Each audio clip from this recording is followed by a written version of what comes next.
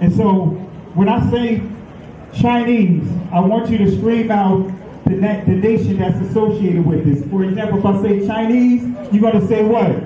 China. All right, let's say it with authority. When I say Chinese, you say what? China. All right, that's just a test right there. So here we go.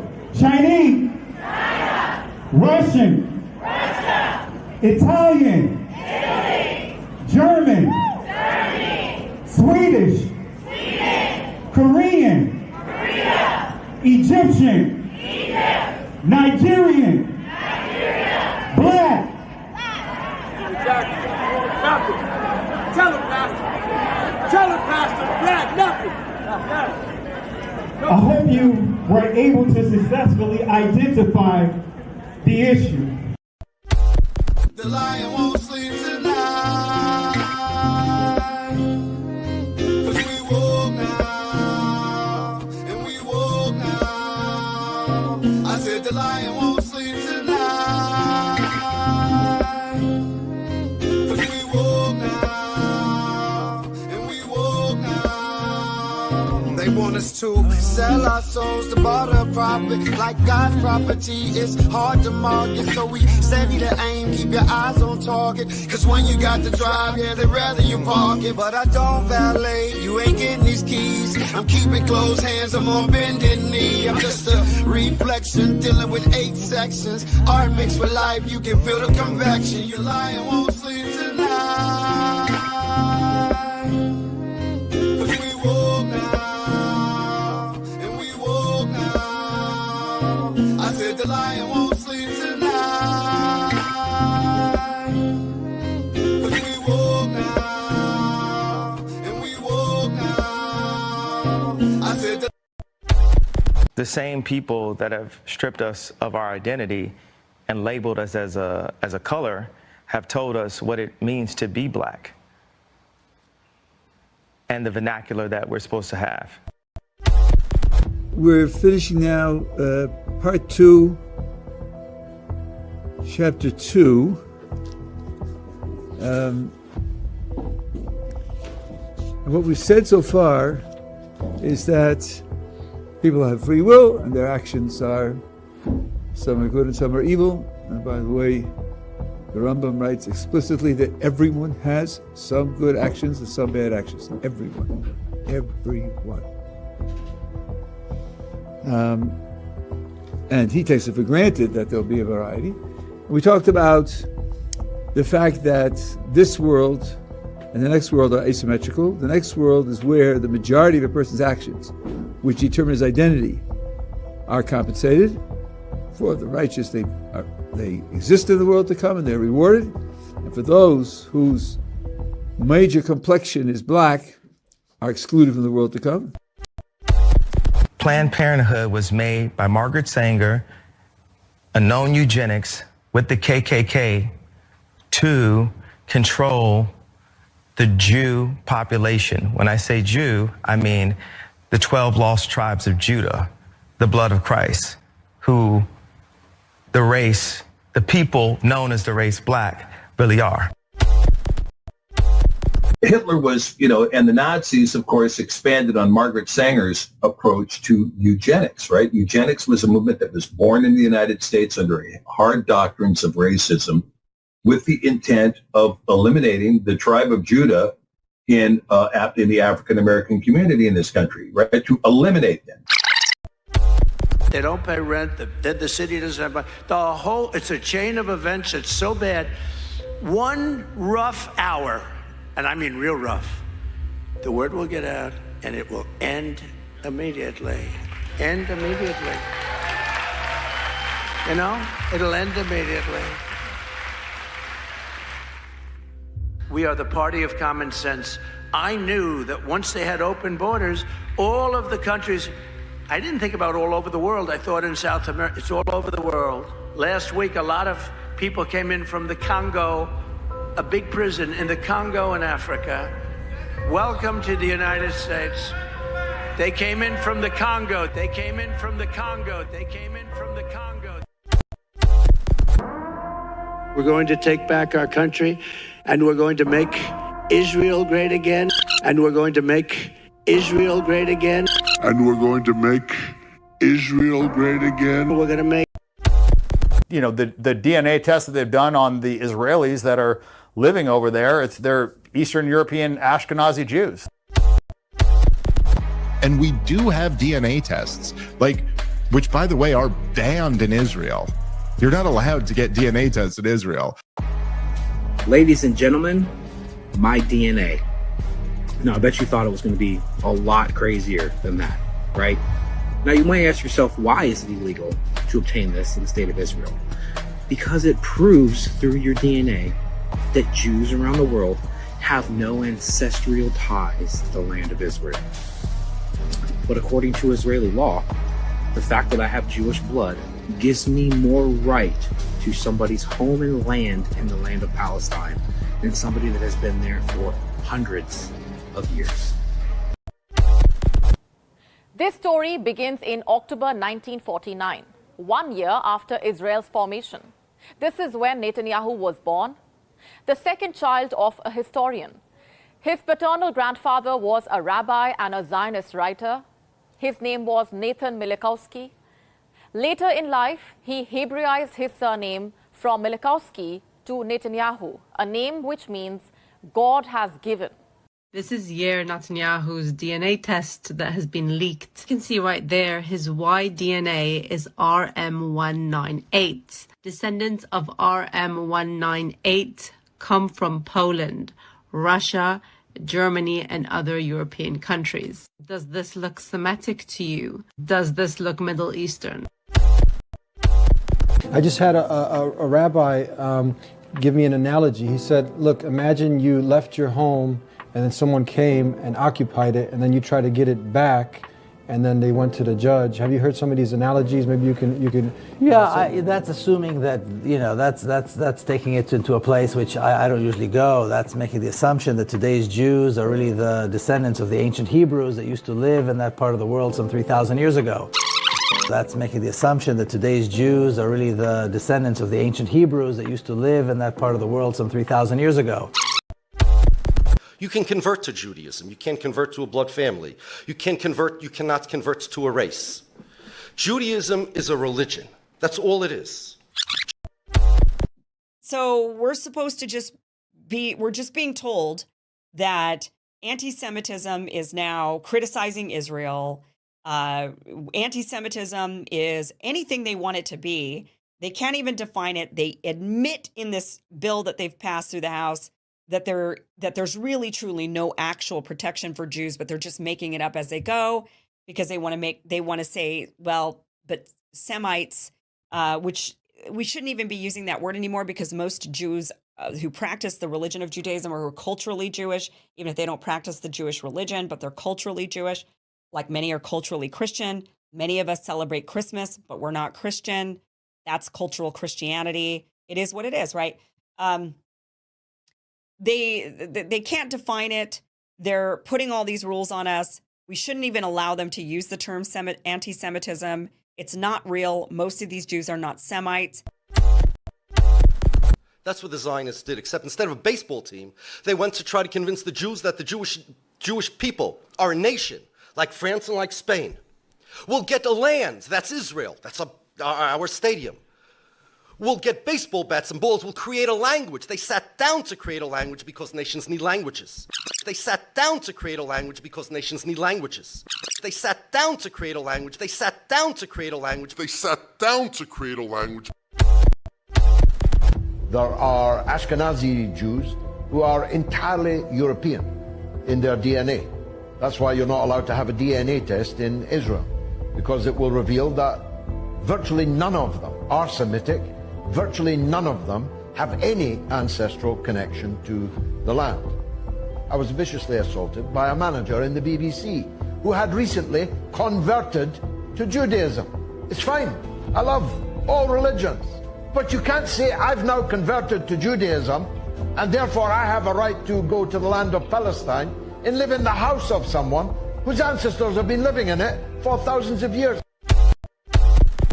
A bunch of Aryan-looking people that comes from Eastern Europe and pretends that God gave them the land 2,000, 3,000 years ago. Right. That And oh no, we're the real Jews. And all they had to do was control our textbooks and keep us all fighting each other. And you're out here talking about what the white man has done. Who do you think tried to genocide the white man in Europe, right? Yeah, take a look at that. I keep telling you, watch that PBS documentary that they came after me hardcore for speaking about. What's the savage piece? Yeah, those are your ancestors, guys. Yeah, you are European, like white Europeans.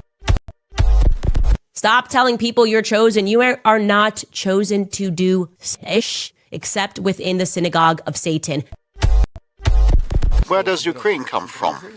The Russian state became centralized, which was the year of establishment of the Russian state in 862, when, well, there's a city of Novgorod in the northwest of Russia, when they invited Prince Rurik from Scandinavia, from the Vikings, in 862.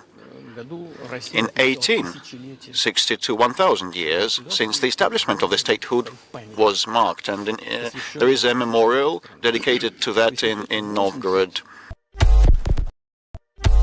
The entire Bible is about black people. Not only was Jesus black, but every character in the Bible seems to be black too. Yeah, Zephaniah and Jeremiah and Jebediah, those all aren't white people names, okay? And Jesus wasn't some tan, partially melanated Middle Eastern person either. I'm talking straight up black dude, okay? Even in the book of Revelation, when you get the vision of Daniel, he's describing someone with feet like burnt brass and white woolly hair, and we've got the deep running water voice with the red eyes, and you guys, he's black. The Jewish people are black people, like Kanye was right. You know what you are? You're an ancient Israelite. Ancient Israel, that's who we are. That's who we are. So if you give me time, if you give me time, all that he said, no, we don't have so many years. I know. Look at this. This is pages and pages of notes, and I promise we'll give more teaching. But here is my challenge to you. All right. I'm hearing some of your traditions.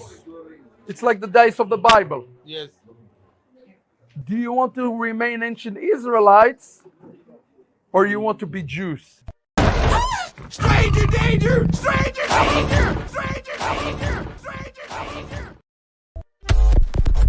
Genesis chapter 11 verse 10 explains the genealogy of Shem. Shem was a black man in Africa. If you repeat this fact, they can't laugh at you. If you repeat this fact, they can't laugh at you. If you repeat this fact, they can't laugh at you. I want to say peace and blessings to everyone. Hope and pray all is well with you guys. Before I get started, give me a thumbs up if my mic sounds okay. If it doesn't, type 2. All right, if my mic sounds right, going back to a little salt and pepper. If my mic sounds nice, check 1. Just type 1 in the comment section. If not, type 2. If it sounds clear, type 1. If it doesn't, type 2. All right.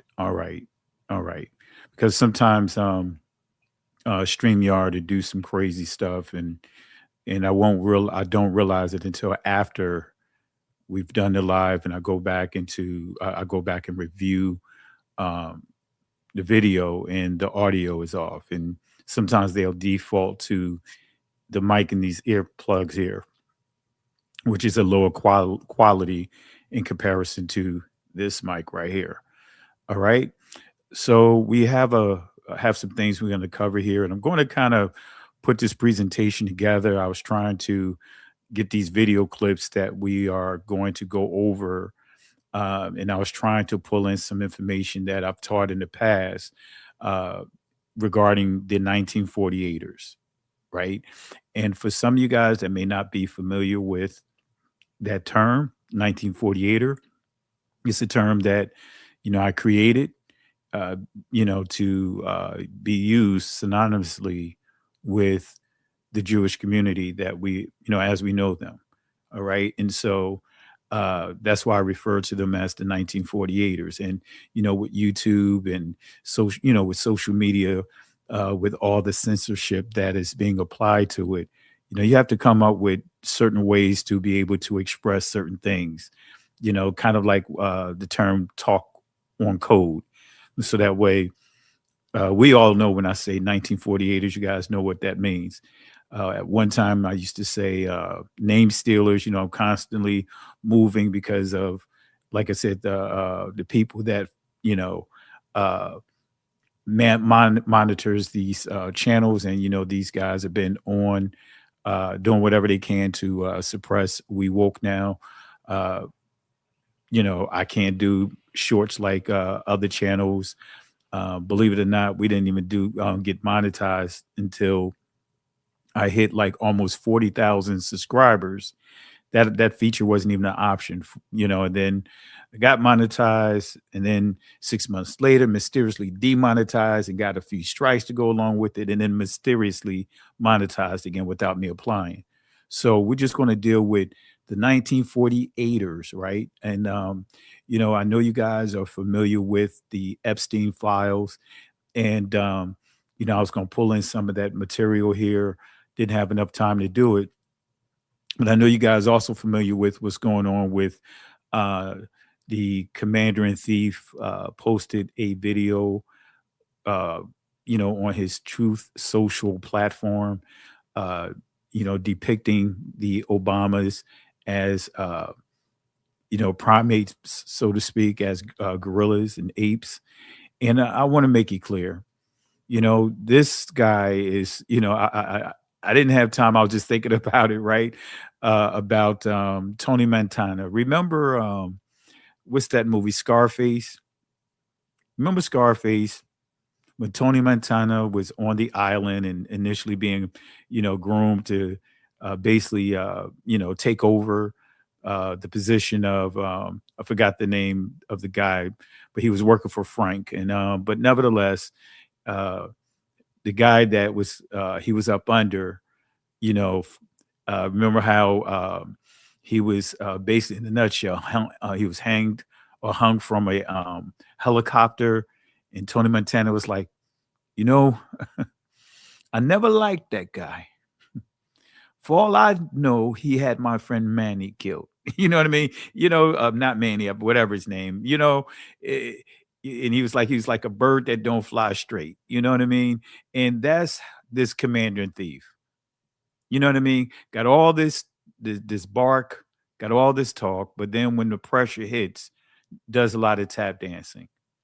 And so if you pay attention to his pattern, whenever the Epstein files start increasing for us the pressure, he does something to draw attention away from it. Whether it's the whole situation with Venezuela, even with ICE, dispatching them the way that he's doing it, that's all part of his ploy.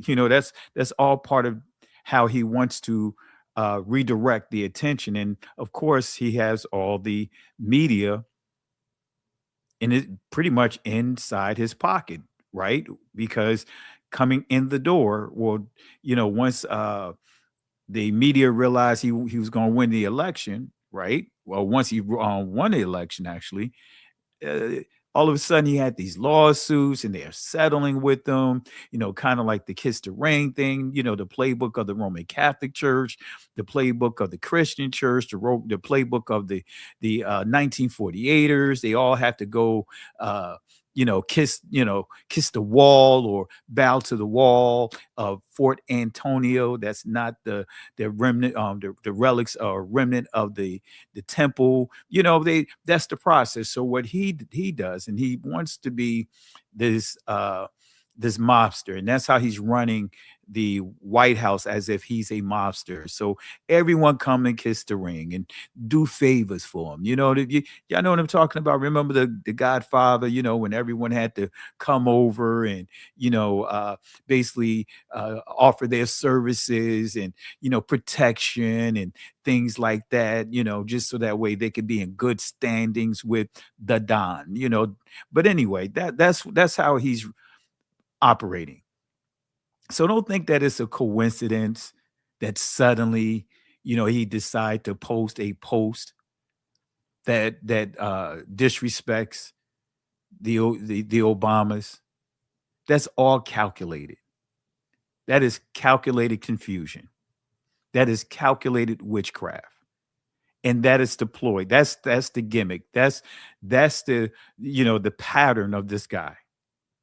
So don't be surprised when, as more things come out about the Epstein files, guess what? You see another tactic that takes place. He does all these lawsuits, and really he done lost every lawsuit that he called himself carrying out against, certain individuals. But the biggest hustle that goes unrecognized is how he swindled the DOJ out of not the DOJ, but basically the country out of almost $300 million by demanding the DOJ to give him that as damages of the insurrection that he led. That was a bipartisan agreement that he incited an insurrection. But he got the DOJ to give him almost $300 million. So what is he trying to do now? He's trying to what? Distraction. He's good with distraction. He's supposedly suing the IRS for $12 billion. So that way, he keep this distraction going on, hoping that the IRS would just go ahead and settle and give him whatever. But $12 billion for releasing or his tax information was leaked.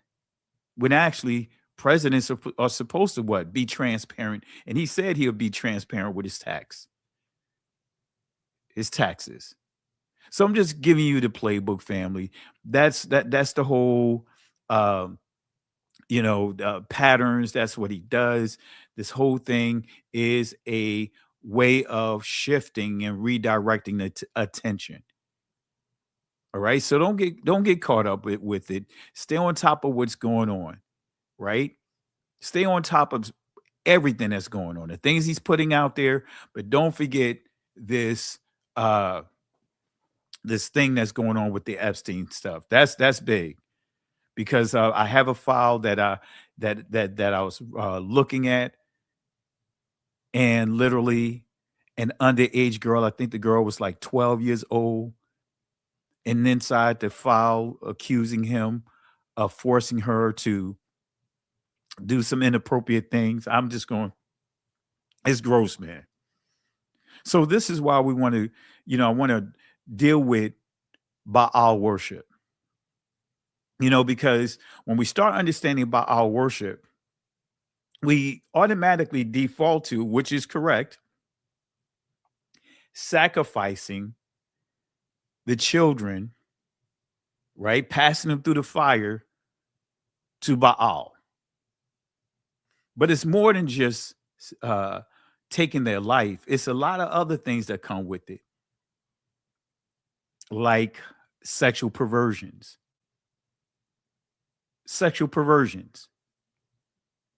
Passing your children through the fire, what that means is also sexual perversions. Prostitution or temple prostitution, temple pedophilia. All of that comes with the territory. What we're seeing here and what's being exposed is a billionaire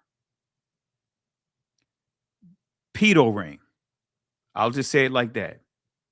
That's what we're seeing. We're seeing a huge cover up. See, some people got caught up with the redirect. Like, hey, they got the Clintons coming in. And I was following that. I'm like, okay. But then they having a private conversation with them. A conversation that's not on, so to speak, being televised. But they went to the media to, insinuate, of course, that there's some things, that took place. Come to find out, when I did some research, they already went before Congress, but they want to bring them back before Congress, which is fine. If they had something to do with it, whoever has something to do with it, get them. But instead of bringing them before Congress, so that way everyone can see it. They did this in private. They did this off the camera. They didn't expect them to respond by wanting to do it on the air so everyone can see. So whatever's said, just like the Epstein files, they're going to what? They're going to they're going to cut it up. They're going to do a hack job on it. The Epstein files, they redacting it big time. But nevertheless, family, just wanted to bring you guys up to speed and understand how this commander in thief operates. Now, I want to make it clear, he is a racist. And for those within our community that want to say, hey, he's not a racist, he's for black people. No, he made it clear, and especially from some of you guys that's from the Northeast, from the metropolitan area, New York, New Jersey, Pennsylvania, Delaware, Connecticut. We all know about him. We all know about him. We know about him. If you already knew about him, type 1. We already knew about him. Most people didn't respect him in that area. We know about him from the Central Park 5 because guess what? If you grew up in that area, you were subjected to the racial profiling because of that situation. Do you guys remember that? How all of a sudden racial profiling increased like never before? Remember, if you had any money on you over $100, they can take that money from you. You had to have proof on how you earned that money. Remember that, guys? See, many would try to say, hey, that was the Democrats. Man, it was a bipartisan crime bill. Bipartisan. The reason why you don't see a lot of Republicans on the bill is because many of the Republicans said that it wasn't hard enough. It was too light. They wanted it to be even more severe. Remember, that's when they came out with the 3 strikes. They came out with the thing, if you had a bullet on you, for every bullet that they found on you, that was like 3 years. Do you guys remember that? I'm from Brick City. I'm from the Brick City. I'm from Newark, New Jersey. Let me put my accent. I'm from Newark, New Jersey. You know what I mean? Lived in some other places, like in New York. Lived in Detroit. Come on, family. We already see we're familiar with these things. So this is all about pedophilia. This is all about perversions. This is all about death. This is a ring that they're trying to cover up that affects what? All of these guys. Look at what happened to Bill Gates. You think it's selective that he's just selectively, they're selectively releasing certain people like Bill Gates? Because Bill Gates speak against who? Elon Musk. And the only reason why Elon Musk got caught up in it as far as stuff being released because he and Donald Trump, he fell out with Donald Trump.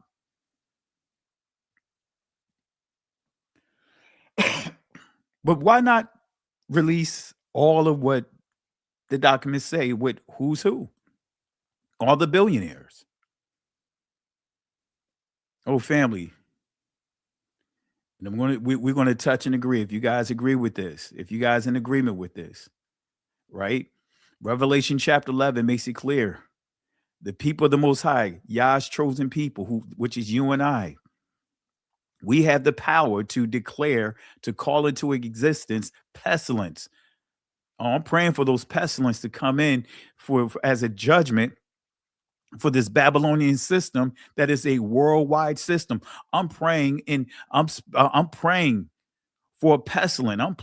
I'm praying for pestilence to go at these billionaires, go at these trillionaires, go at these people that is part of this system of Baal. Go after them. That's the word.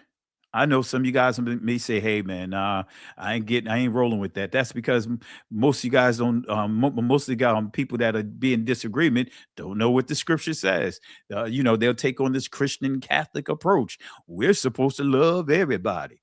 That's not what the scripture says. The Most High never said He loves everybody. We do have plenty of examples with him making it clear. The Most High making it clear that, for starters, He hates Esau. Is that the word? But Revelation, I'll read it real quick and we'll get started here. Revelation chapter 11. This is dealing with the two witnesses. This is where, family, don't get caught up in the eschatology of the church. Don't get caught up in the eschatology of Judaism, the eschatology of Catholicism, the eschatology of Islam. When you read Revelation chapter 11, and you understand those two sticks, right? When you start understanding the two witnesses, that is the northern kingdom and the southern kingdom, you can confirm this with Ezekiel when it deals with the two sticks, the northern kingdom and the southern kingdom. So look at what it says here. And there was given me a reed like unto a rod, and the angel stood, saying, Rise and measure the temple of Yahweh and the altar and them that worship therein. And the reason why I say Yahweh versus God, we know that when we study the what they call the Old Testament, we always see that the temple was referred to as the temple or the tabernacle or the holies of Yahweh. His name is actually there, not God, not Lord. No, it's Yahweh, right? So, and the altar and them that worship therein.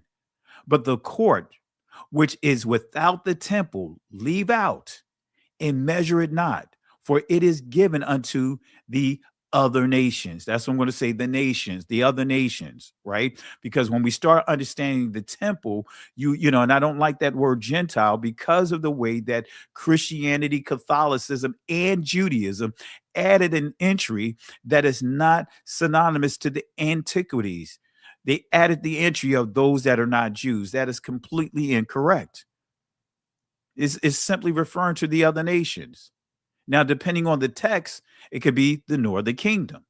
Depending on the text, it could be all of Israel. Depending on the text, it could be the other nations that are not descendants, blood related to the Israelites. But then it goes on to say, in the holy city shall they tread underfoot 42 months. But here, look at this here.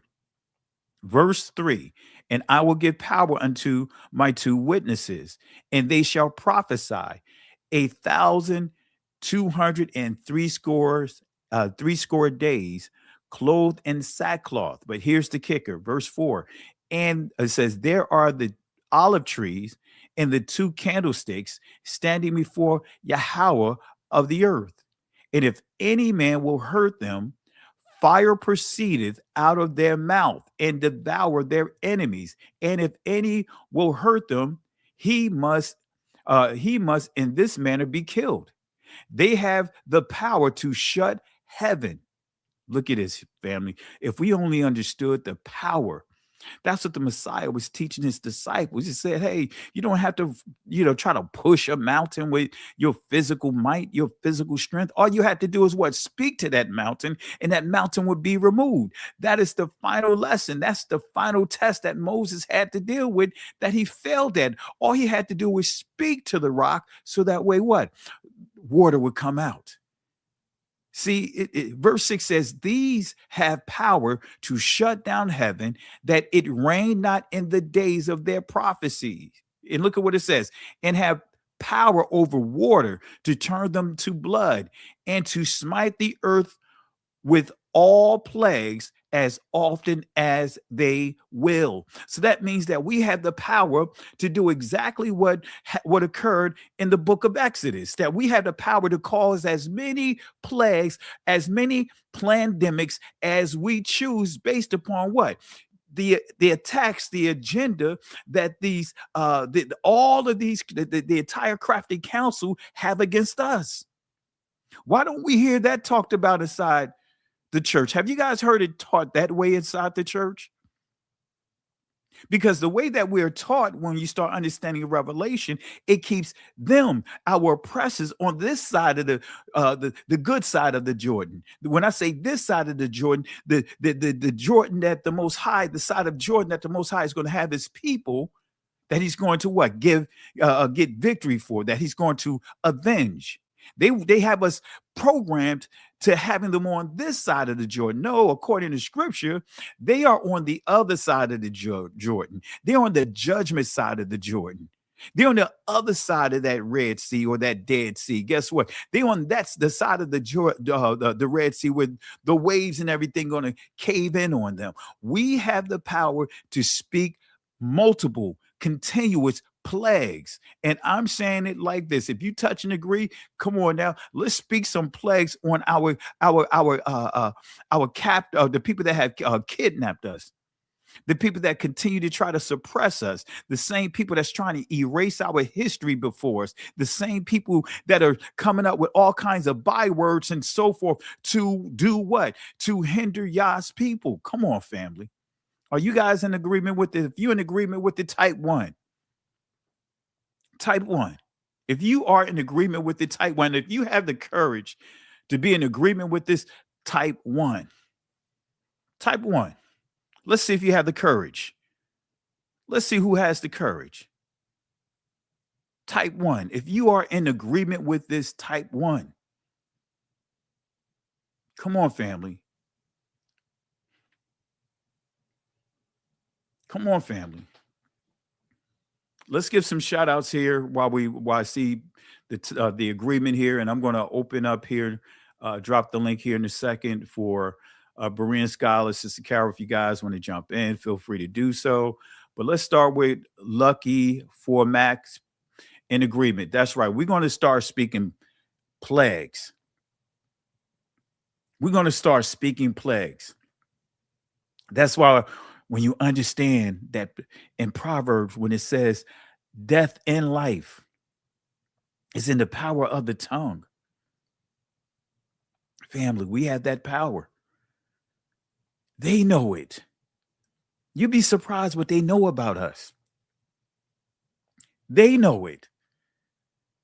This is why they are doing everything they can to make sure that the remembrance of our heritage is no longer in that we can even have it in, a portion of it, a residue of it in our spirit, in our DNA, in our genes, so to speak.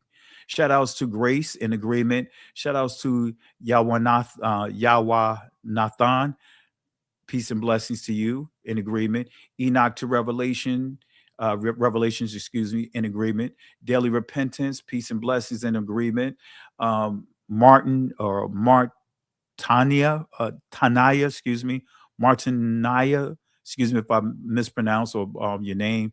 Charge it to my head, not to my heart. Septuagint, I want to say peace and blessings to you. Typed in 8-1, so in agreement. Hallelujah. I really appreciate it. Let's see who we have here. Hadassah Benaya, excuse me, in agreement. Elder in the building, family. Let's show Elder some love, holding it down in California. Really appreciate you, Elder. Thank you for the years of support, family. Let's show some love for the Elder in the building. Hallelujah. Nicholas Henry in agreement. Howard McIntosh in agreement. Let's see here. Jay Patterson in agreement. No, wait, please don't in agreement. Peace and blessings to you. Appreciate the love and support. Yadehu. Want to say peace and blessings to you in agreement. Yah in agreement. Let's see who else. We'll get a few more in. Yat Juliet. Peace and blessings to you in agreement. Pine Hill Productions, peace and blessings to you. Thank the Most High for you. Really appreciate all that you do. And thank you for being connected. And Pine Hill Production is in agreement as well. Ivan David Tooks, really appreciate the love and support. Is in total agreement as well. Let's see who else here. Angela Naylor, is in agreement here. Come on, family. We got to understand. We don't have to sit back here and just be docile. We can start speaking against this deception. We can start speaking against these lies. We can start speaking against these oppressors who's constantly doing everything they can to profane who we are. Sister Carol in the building. Bigs up to Sister Carol. She's in agreement, and I'll be dropping a link here in a second. We'll get a couple of more in. We see here Dakuzi, really appreciate you for the love and support as well.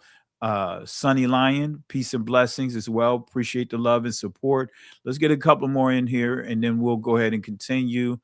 Let's see here. Deborah lives, typed 1. Dennis Chavez, typed 1, in agreement. Rod Lee, type 1, is in agreement. Let's get a couple of more here. Anthony Dutzy, excuse me if I mispronounce your name, in agreement here. Sissy, or I think it's Sissy, excuse me if I mispronounce it, type 1, in agreement. Ty in the building, peace and blessings to you, is in total agreement. Let's see here. Elder, of course, Elder's in the building. She's in agreement with it. Let's do one more. Tone in Babylon, right? In agreement. So we all in agreement. So family, start speaking those things into existence. Start speaking those things into existence. You think it was a coincidence that the COVID hit right at the time of the 400 years in this country? You think that was a coincidence? When we saw something that we never thought we would see, an entire world shut down, governments shut down. Oh, we had the power, family. We had the power. We had the power. We had the power. Speak it. Speak it. Speak it. All right. So with that being said, let's go ahead and let me go ahead and drop the link here. And what I'm going to do, I got a few videos that I want to share with you guys, and we're going to build around it, and we're going to show and prove the Synagogue of Satan. Right? We're going to show and prove the Synagogue of Satan, who they worship, with their own doctrine. Now, I may have to again put this together as we move along in this this discussion, but I'm going, we'll get there. All right. So let me go ahead and drop the link inside the comment section, but I'm going to go ahead and start with the first slide. Let me see here. And let me drop this link here. All right. Let's go ahead and get it going. Let me stretch the screen out. All right. Now let's go to the first slide. Let me modify my mouse here.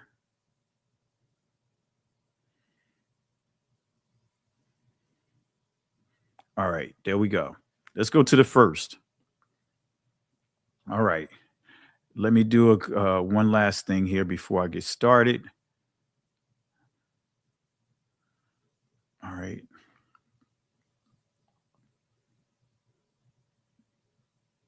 Let me do one thing here.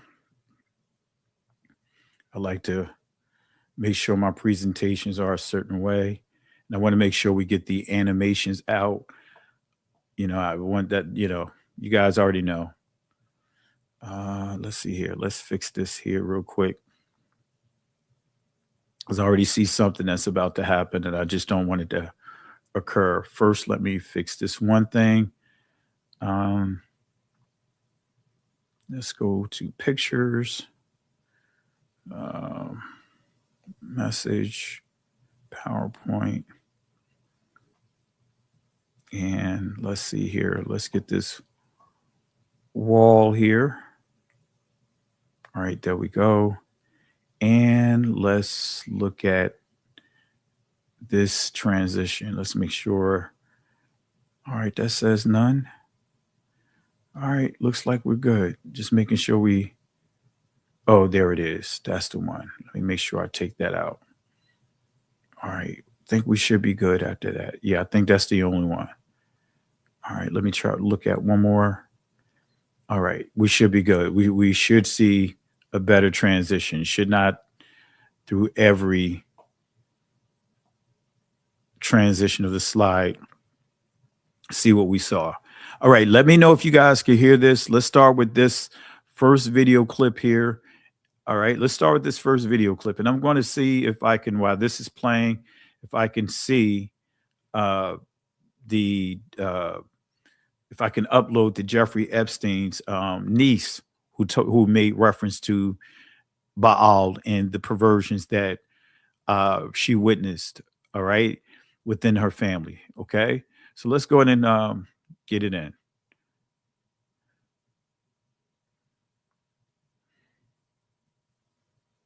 All right, before we continue, can you guys hear that? If you guys can hear that, type 1. Let me try this again. All right, let's continue. Let me rewind it. All right, excuse me. Let me know if you guys can hear this. All right, let me unmute it. All right, here we go. Let me know if you guys can hear this. Jeffrey Epstein's bank account was called Baal, the ancient Canaanite deity which people would sacrifice their children to. A victim's diary shows that she was impregnated multiple times and forced to give birth for Ghislaine and Epstein. Israel is mentioned twice as much as Donald Trump in the new documents. Here he is discussing with Roger Schank, a Jewish American academic and hedge fund worker, saying Jews create vast fortunes by manipulating markets and creating financial speculation and exploiting labor.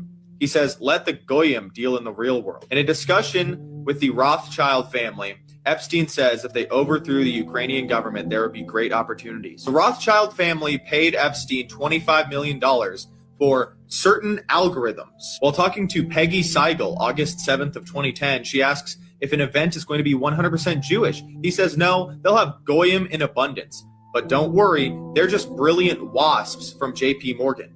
Joshua Finkelstein, BlackRock's Larry Finkelstein's son, is accused of not having any respect for non-Jews, seeing them as not human. This is from his ex-girlfriend, Svetlana. He pressures her to have an abortion. In 2017, Epstein has a conversation talking about if you want to hire the best people, you have to hire only Jews. Only hire those who can prove they are genetically Jewish. Maria Farmer, one of the first victims to come out and name Epstein. I wasn't allowed to go get food. And when I called Ghislaine and asked why I couldn't eat there, she said, it's a Jewish country club. You're not Jewish. They're not going to serve you. They, honest to God, think their DNA is better than everybody else's. Said that their operation was motivated by Jewish supremacy. All right. Now, did you guys hear that? If you guys heard that clearly, type 1. If I need to play it over again, I will. And while that is there, I'm going to add this here. I just thought about it. I dealt with Jewish supremacy, and let me upload this here.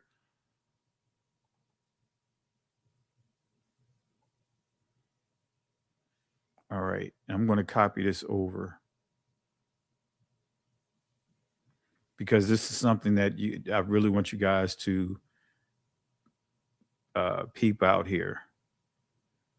All right, let me get this. I'm going to copy these set of slides over to the presentation because I think it'll be a good. Since I, you hear them talk on referring to Jewish supremacy, I think it's a good opportunity to deal with it. All right, where's my, I think that's it. All right, let me copy this over.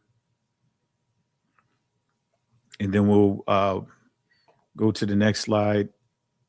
I'll bring Marine Scholar in as well. Let me do this real quick. Let me fix this slide. And we're going to do this tonight. I'm just going to bring in some sources as we progress here. So this one right here, let me just do a couple of things to it. And I want to share with you a source that confirms Jewish supremacy. All right. Let's see here. Let me fix it real quick. All right. All right, almost done, family.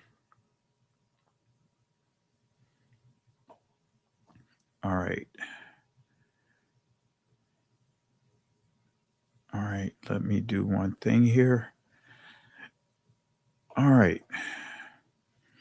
Now, before I go into this source, I'm going to bring Berean Scholar in as we continue here. All right, I see him in the backstage. Berean Scholar, peace and blessings to you, my brother.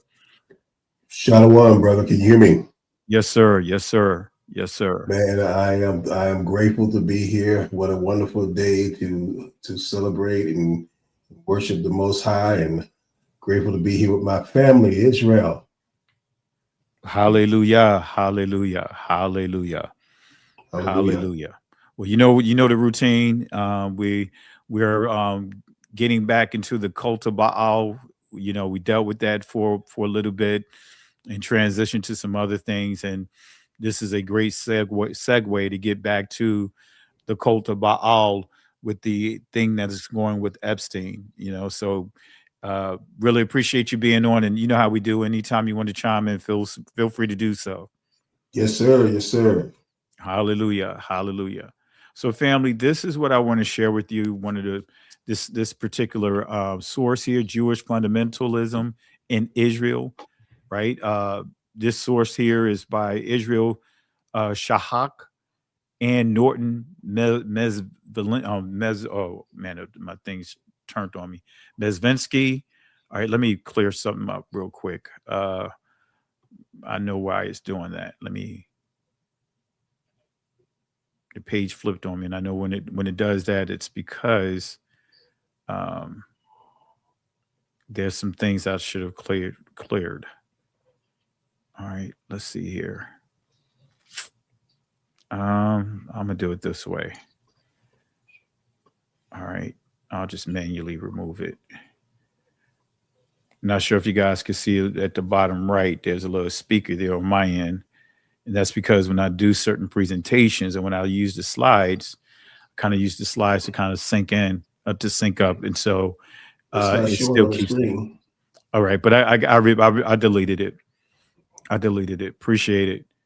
All right, so that's why you guys saw the screen, and it caught me off guard when I saw the screen. Yeah, so I deleted it from my end, so it may just be in the slides, the slide deck itself versus the actual slide presentation mode.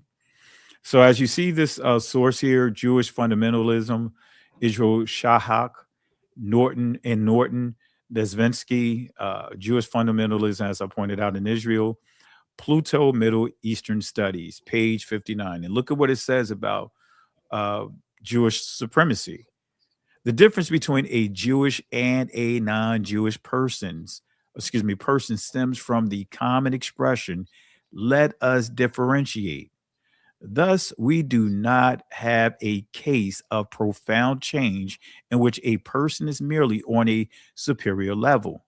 Rather, we have a case of let us differentiate between totally different species. This is what needs to be said about the body. The body of a Jewish person is of a totally different quality from the body of members of all nations of the world. The old rabbi, a pseudonym, for one of the holy Lubavitch rabbis, and this is where you're dealing with Schneerson, who is basically the rabbi. This thing is doing it here, still doing it. It didn't clear. All right, let me do something real quick, family.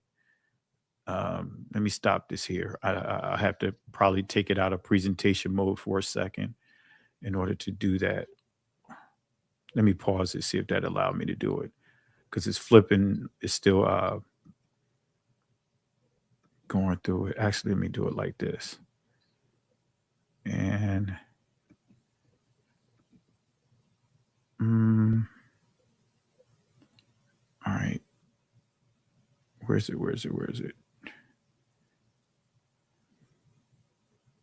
All right. Yeah, let me take it out of let me just do something real quick. I'll bring it back up in a second. Yeah, that's what it is. I can't do it. Clear it while it's in presentation mode. I'll bring it back up here in a second, family. All right. All right. Do I have it cleared? All right. Let's try this again. All right.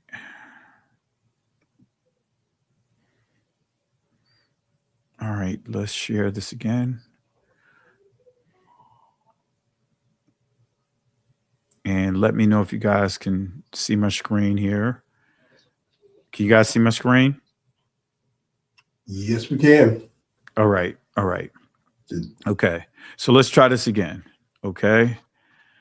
So the difference between a Jewish and a non-Jewish person stems from the common expression, let us differentiate.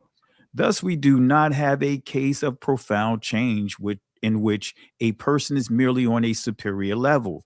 Rather, we have a case of let us differentiate between totally different species. This is what needs to be said about the body. The body of a Jewish person is of a totally different quality from the body of members of all nations of the world.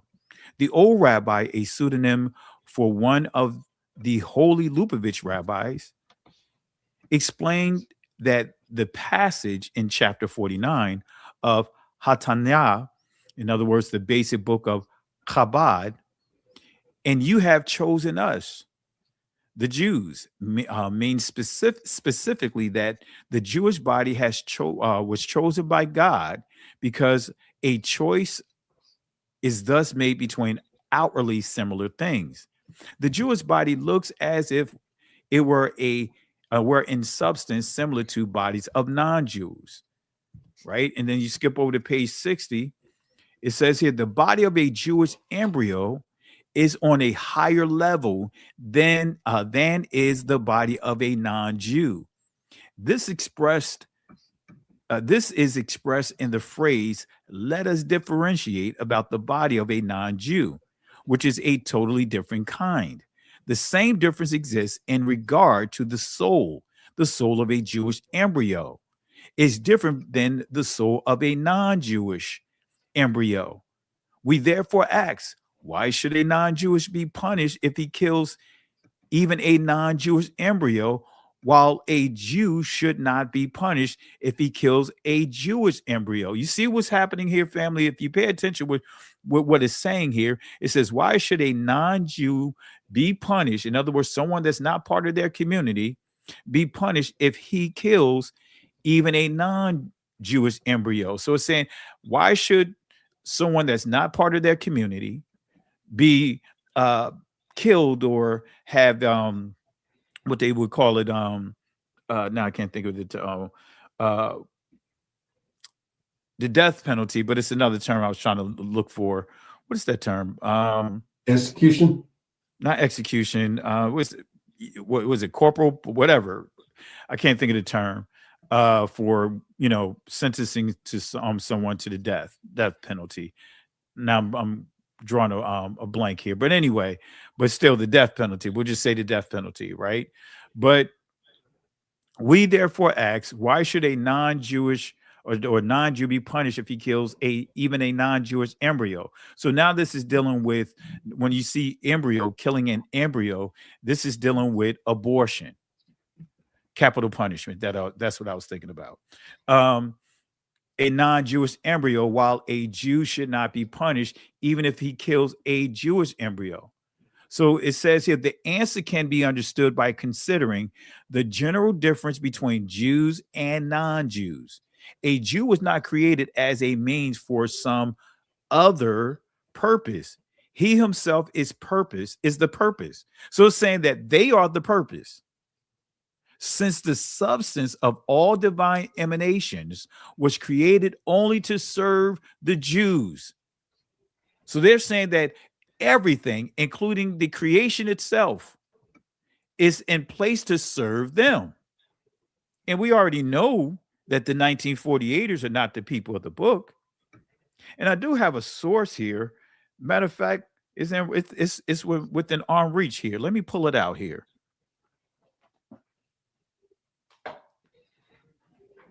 And I'll pull it up here in a second here. All right. So they're saying that everything revolves around them. That's basically what they're saying. It is wow. And so they say here in the beginning, look at what they use as a source. Look at the passage that they use to basically confirm their belief. In the beginning, God created the heavens and the earth. Genesis 1:1. It says that it means that the heavens and the earth were created for the sake of the Jews, who are called the beginning. This means everything, all developments, all discoveries, the creation, including the heavens and the earth, are vanity compared to the Jews. The important thing are the Jews. Are we not seeing this playbook carry out? We see the Christian Catholic Church, that's all they talk about is the Jews. We see even in Islam, a lot of these Islamic countries. Look at the partnership that they have with the 1948ers. Look at what's happening in Sudan. Who's partnering up with who? It says the important things are the Jews because they do not exist for any other aim. They themselves are the divine aim, right? And so I'm not going to show that source here yet, but I want to show you on your share something with you on your screen. A book that I had for quite some time, right? I hope you guys can see that here. Move it over to towards you. Can you see that? It's blocked by your other screen. Move it to your right. There you go. Better? That's it. All right. So this book is titled Genetic Disorders Among the Jewish People. Now, according to them, they are above all. If they are so in this at a state of physically above all people, why do they have genetic disorders? This is from John Hopkins, right? Let me open up a page here, because see, I can use this book also to debunk who they are. You know, you got to always keep certain things in the chamber, family, right? But let me go to a particular chapter here since I have the book open. Wow, chapter 2, genetic heterogeneity and homogeneity among Jewish people.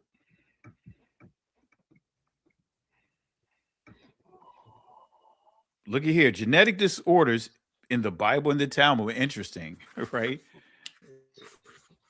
To try to justify who they are and the issues that they have. They even talk about the dominant and recessive phenotypes.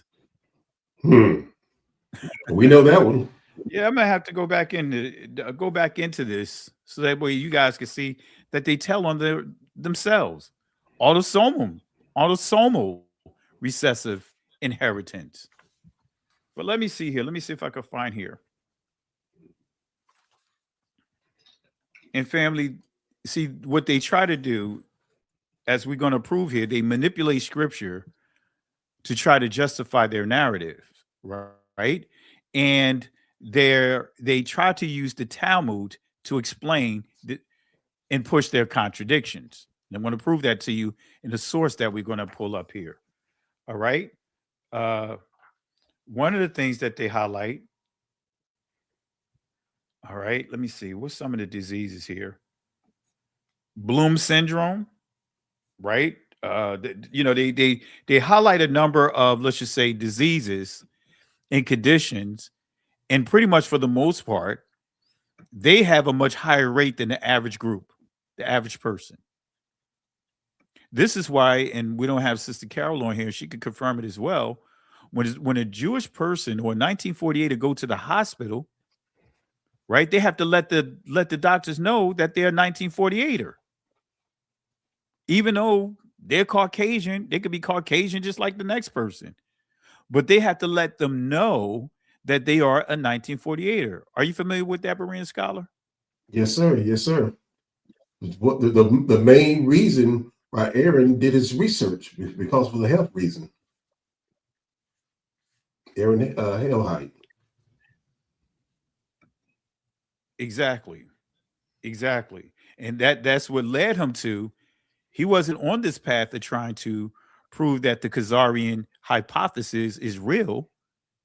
He was on the path of trying to see what he can do genetically to try to identify a you know a I would say a resolution, a healing, something that they could use, whether some type of medical answer for why their people suffer all kinds of diseases at a much higher rate than any other group. This is why even with skin cancer, the only reason why it dropped somewhat is because they covered up. Yep. They began to cover up more. But at one time, they had the highest rate of skin cancer than any nation in the world.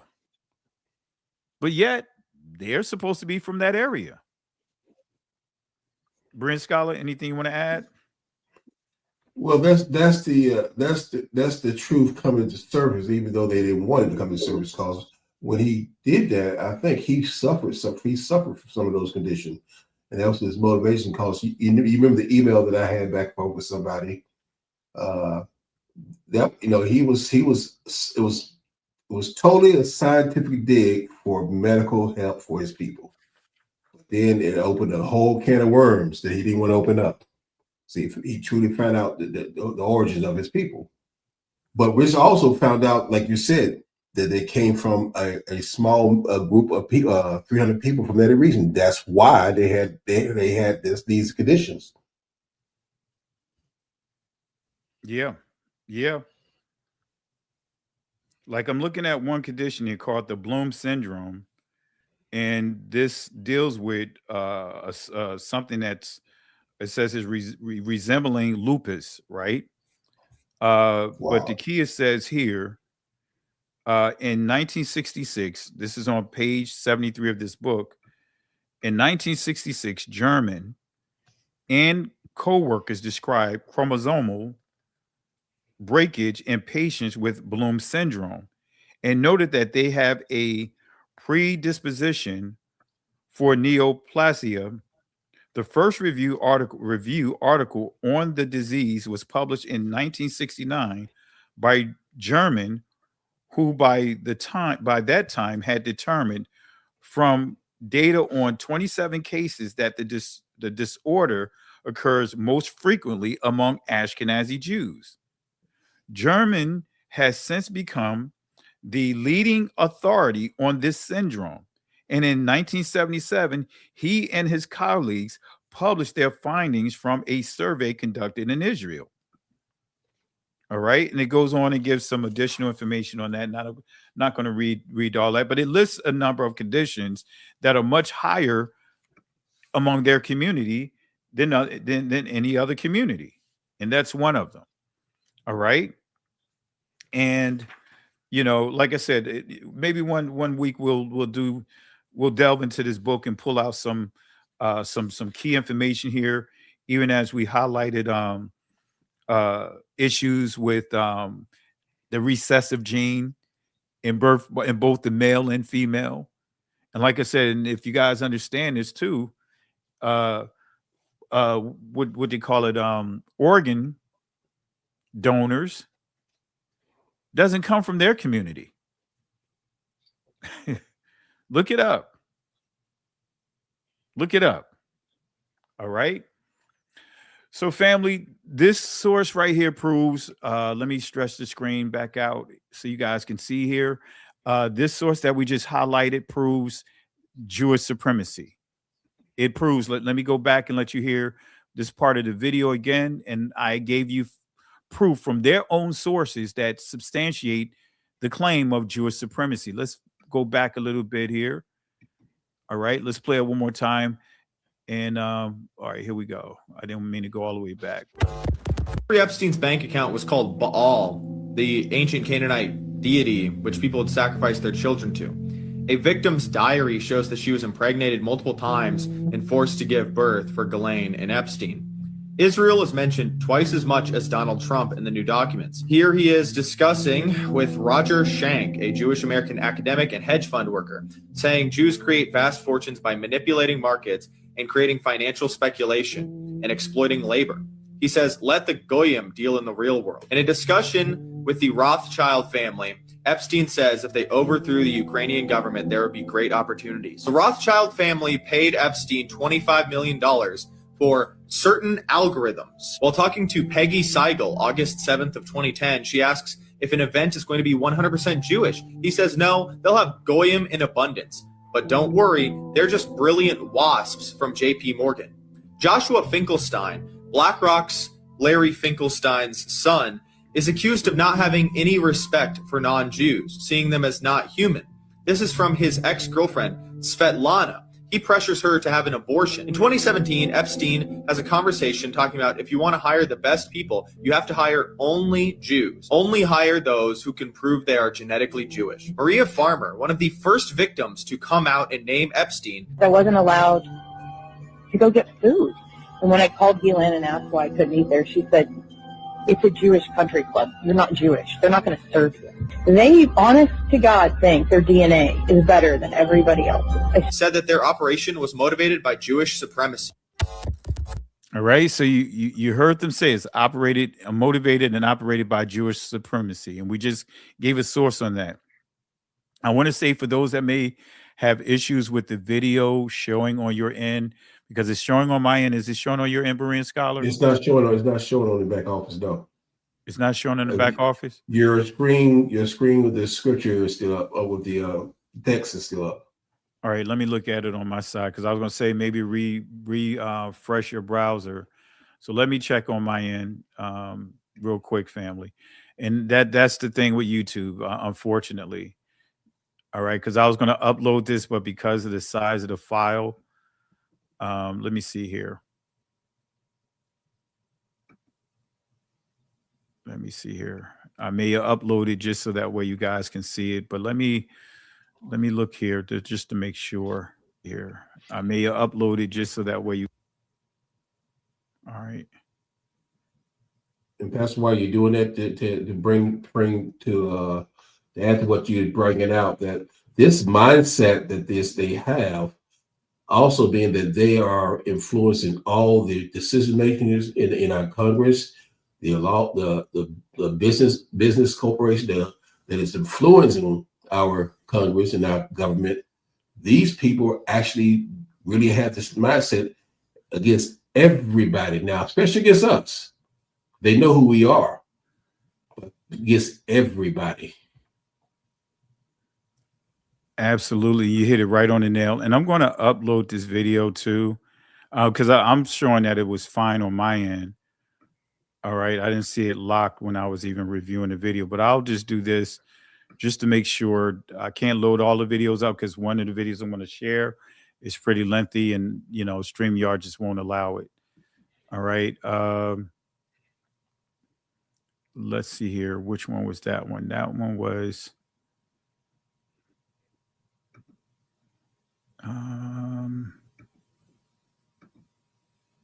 I think it's this one. Let's see if it's this one. I think it's this one. Let me see how long this video is too. 142. Yeah, I think it's this one right here. All right, so I'm going to upload the video for you guys. All right, and Berean Scholar, while that is uploading, matter of fact, let me load this other one.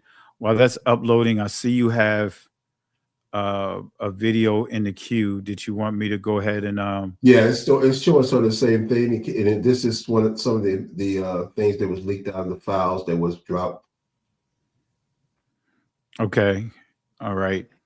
I see the video popped up, and I'll play this video, and then we'll kind of tag team with what you have already up. All right. Did you put it up? Yeah, I'm gonna go ahead and play this video real quick, and then I'll. Okay. All right, let's go. All right, here we go. Yep.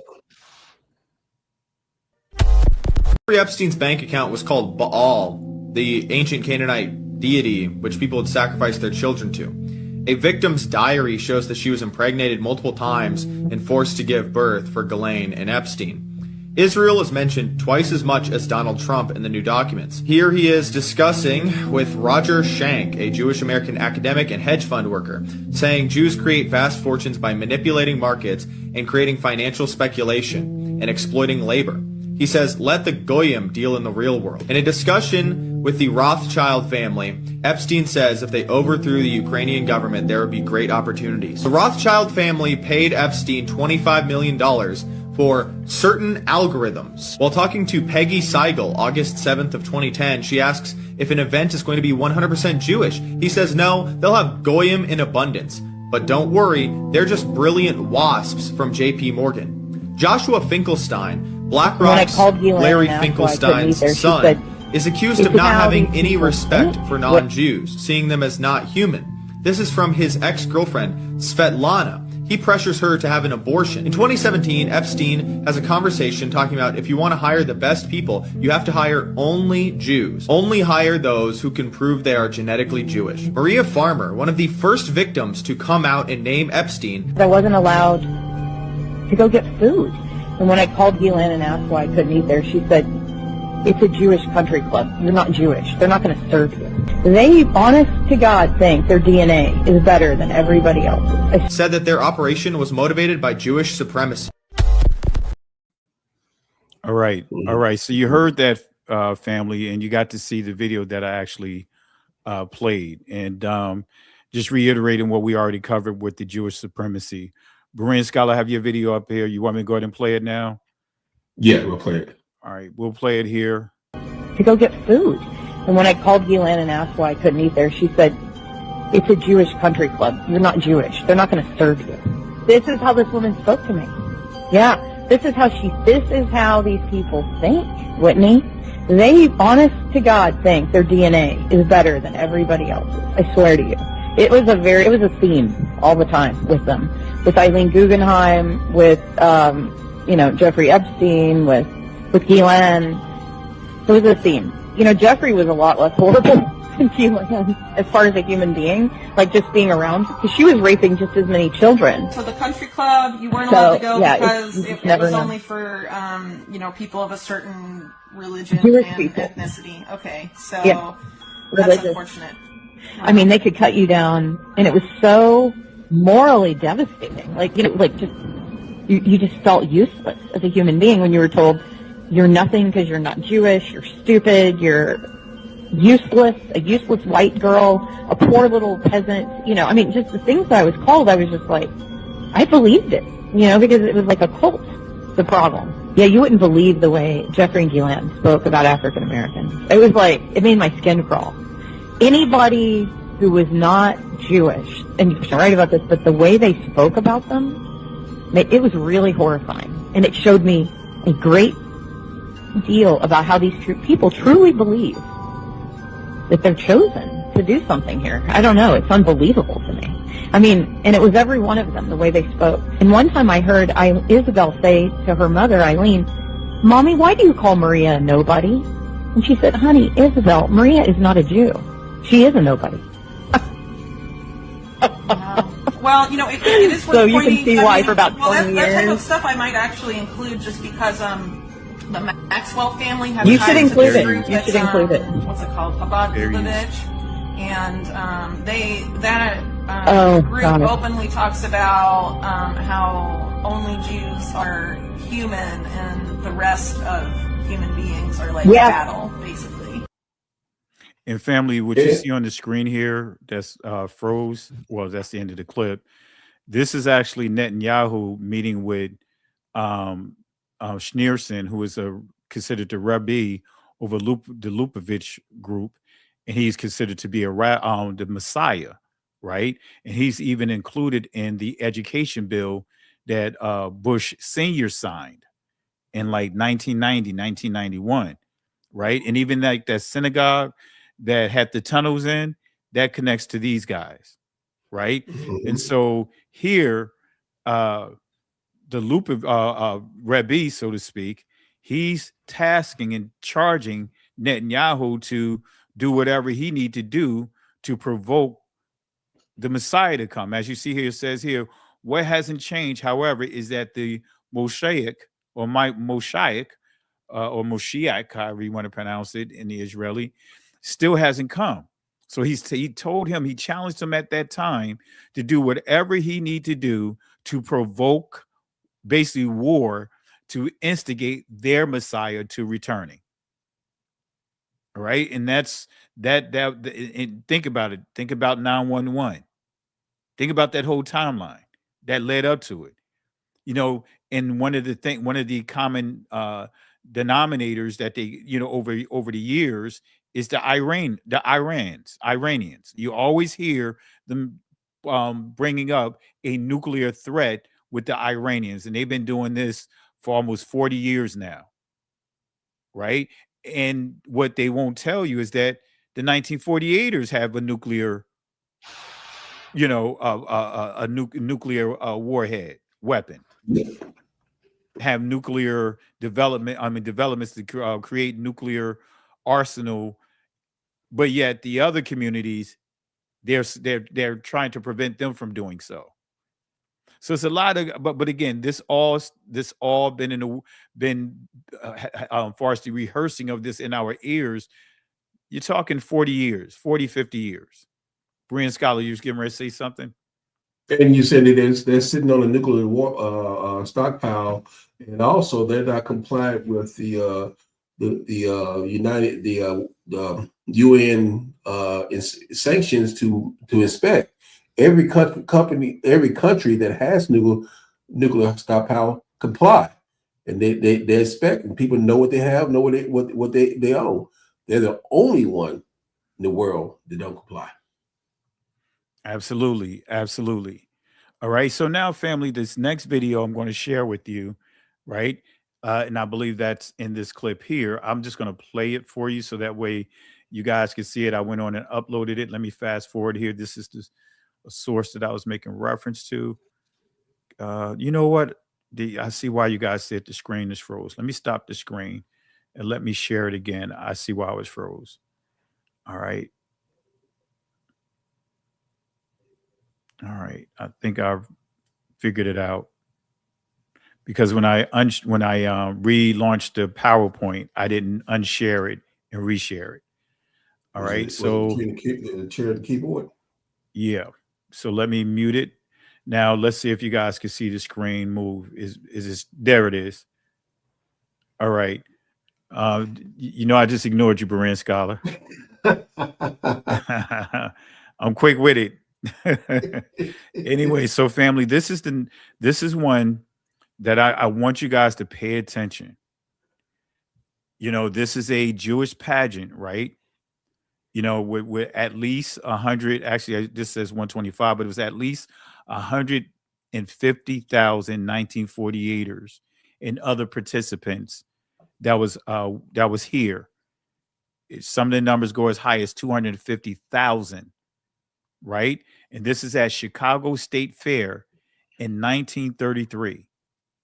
All right. Now, what I did was, because it really wasn't any audio in terms of you could hear the music or anything at the event. So I put music underneath it. Now, the second part where you'll see Baal worship, you'll see that the ritual is being carried out. They had screams there, but it was very disordered. It was like very loud and distorted. So I went on and just removed it and just put my own audio behind it, just so that way it'll have a clean audio here. But anyway, let me go ahead and play this. I'm going to play it this way. I'm just going to play what I have up here, and tell me if you guys can see it.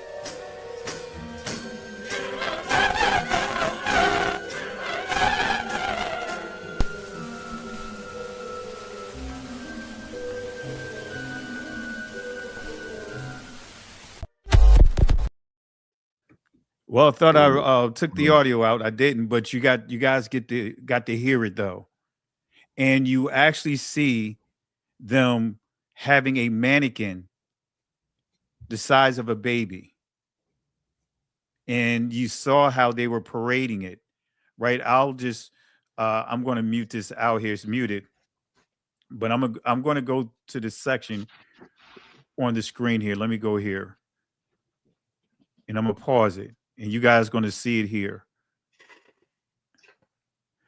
You see that? You see he has a baby in his hand. Let me rewind it. You're going to see them even parading a baby as far as a mannequin, in the air. Let's see here. I'm going to pause it when we get there.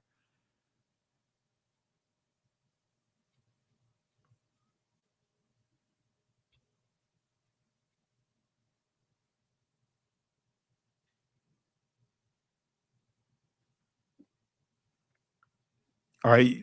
Oh, man, I hit the wrong one. Let me see here. Let's go here a little bit more. Right there. Watch, you're going to see. Exactly. You see it? Make sure you guys can see it.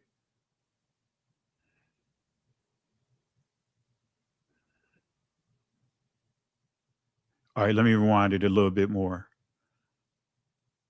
All right, here we go.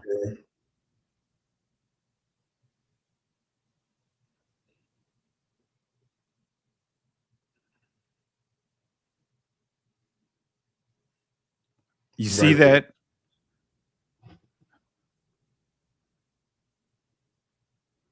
Now let me zoom it in. Now,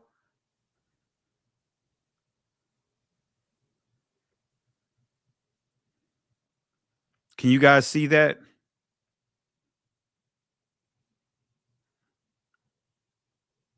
That's a child. So according to my research on it, they say it was a mannequin. So I'm just going to go with that. But we just going to, just for the sake of them not trying to put things on, you know what I mean? I'll just leave it at that. But according to the research that I did here, this is a mannequin. And when you look at it, you really don't see it moving. I'll just leave it at that. But still, regardless of the fact that we know that this is forbidden. Forbidden. Period. Whether they want to call it a reenactment, whatever you want to call it. Right? And the Christmas, you have what is called the Yule log. The Yule log represents a child being passed through what? The fire. But look at here. You see, now watch here. I'm going to see if I can play it while it's, no, I don't think I could play it while it's zoomed in, but let's see. I don't think I can, but I'm going to try it. Yeah, it's not going to let me do it. I got to zoom out. Now, what's going to happen is he's going to toss it in this door here. And see, family, like you heard me talk about and teach about the belly of the beast, right? This would have been much larger during the Babylonian times. And this would have been the area where the Hebrew young men was placed into the furnace, right? So this is a furnace here. So let's go ahead and play it here. Let's see here what happens.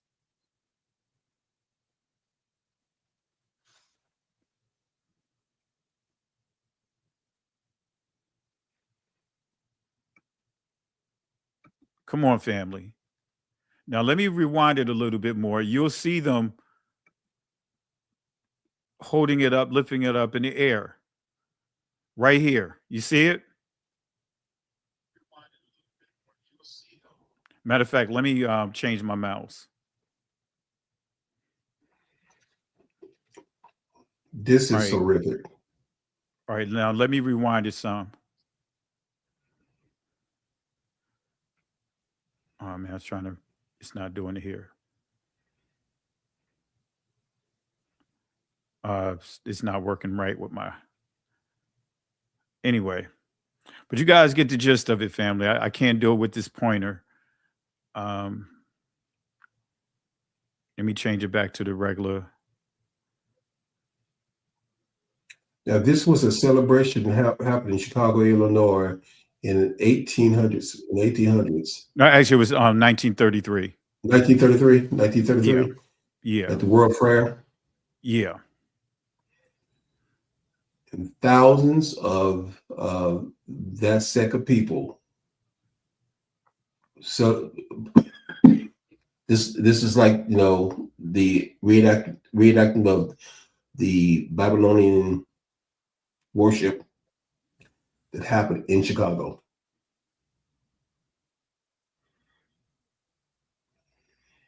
The spectators. Yeah. All right, let me do something here.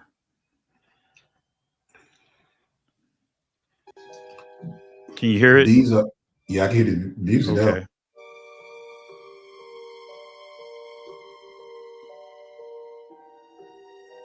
And that's where they placed that right there in the center.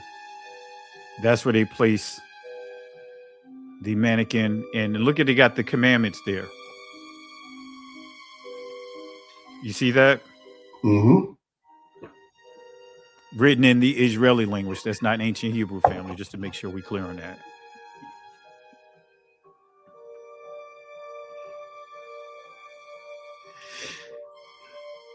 Look at that. They're parading it right there. That's it right there.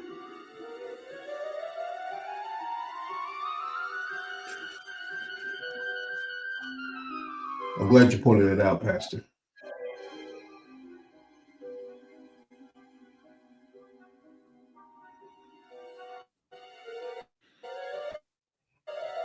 And someone asked, yeah, the Yule log represents a baby. I'll show the source here.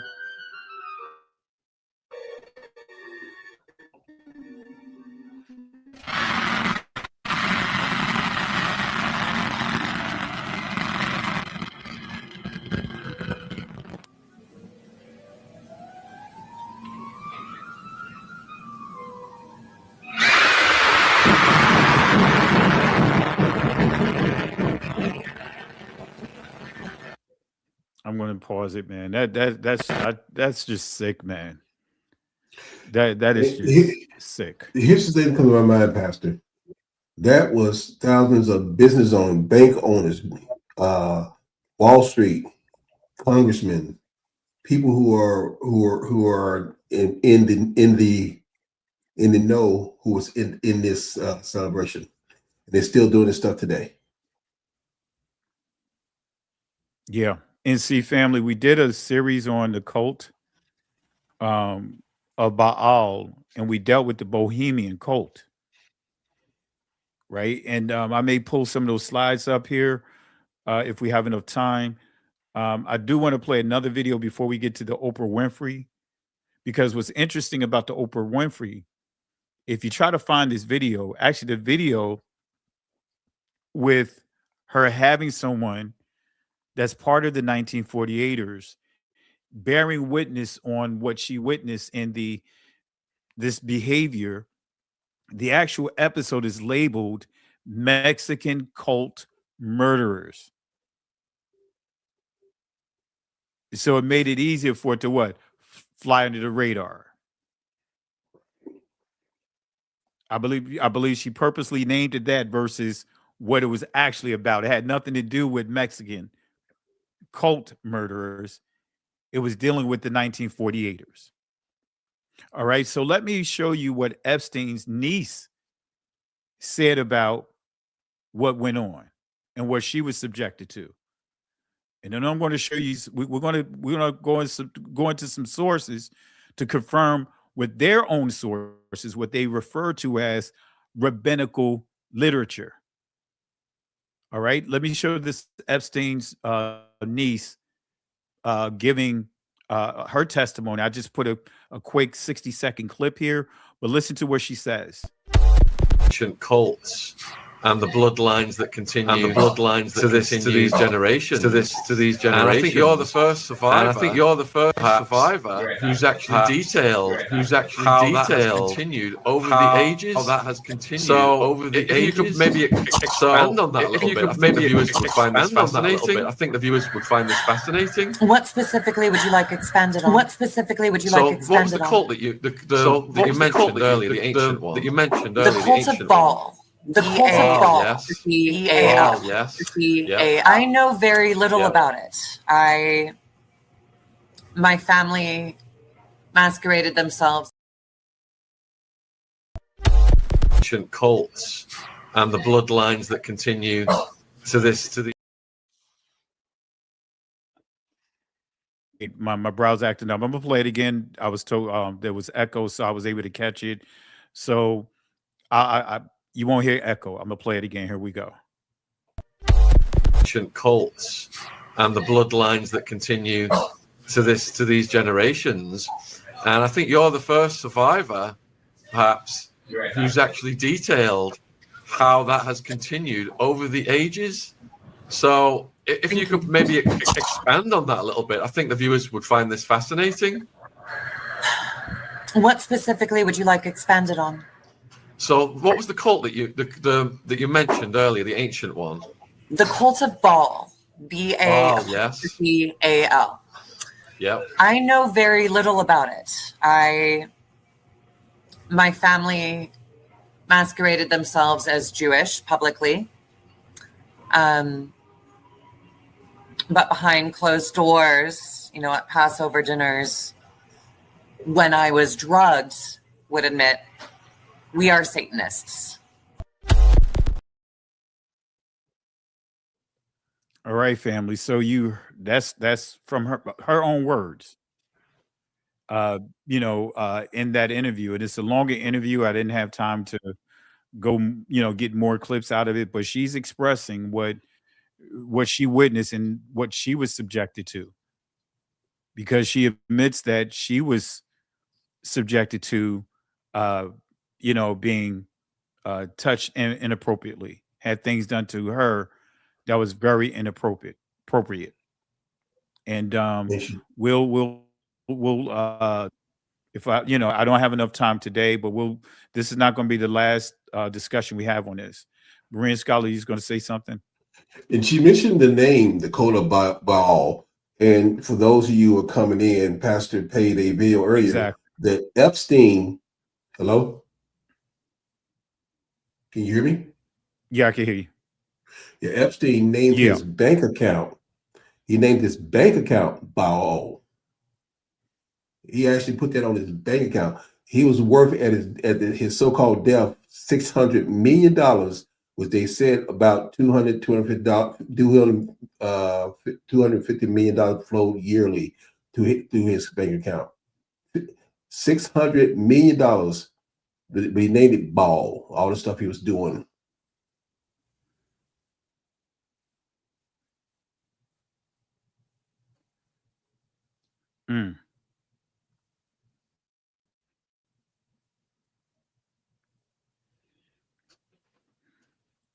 All right, I think StreamYard trying to act up here. Yes, and that's not by chance. All right, it's starting to clip a little bit here. And can you guys hear us? If you guys can hear us clearly, type 1. Having some issues with StreamYard now. Suddenly, it seemed to be moving very sluggish. Can you hear me now, Berean Scholar? I can hear you play loud and clear on my end. And there's a lot of ones in the chat. Okay. All right.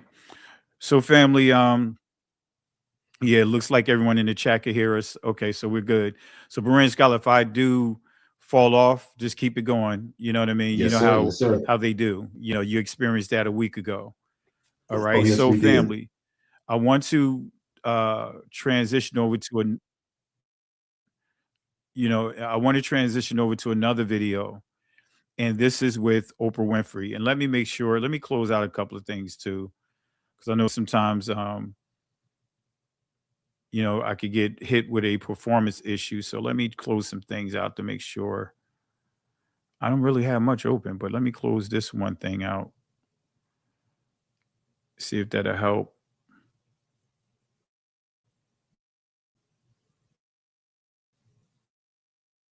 Let me close this out.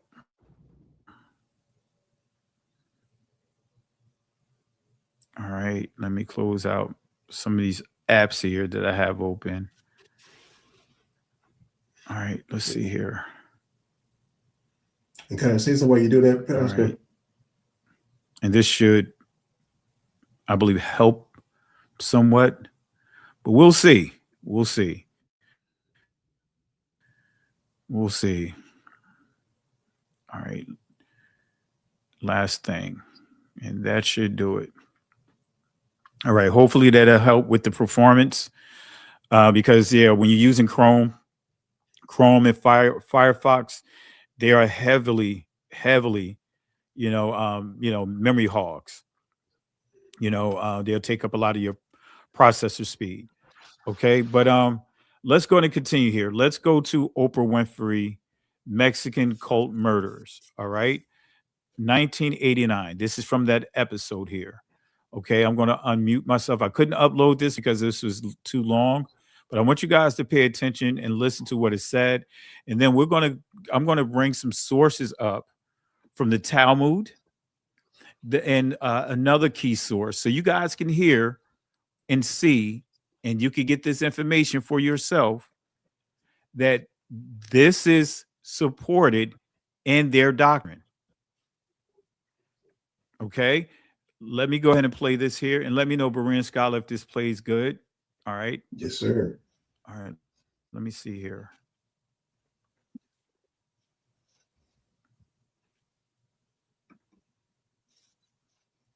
All right. Let's see.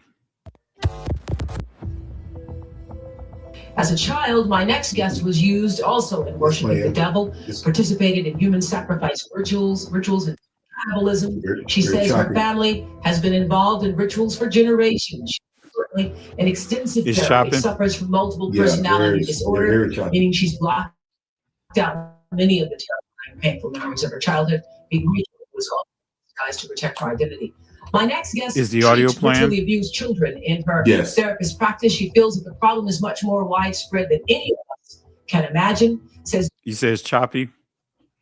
The video is not. It's not playing. It's jumpy, very choppy. The audio is playing. Okay, let me see if I could just stream it directly. Let me try it this way. Yeah, they're really trying to hinder what we're doing here. Let's see here. All right.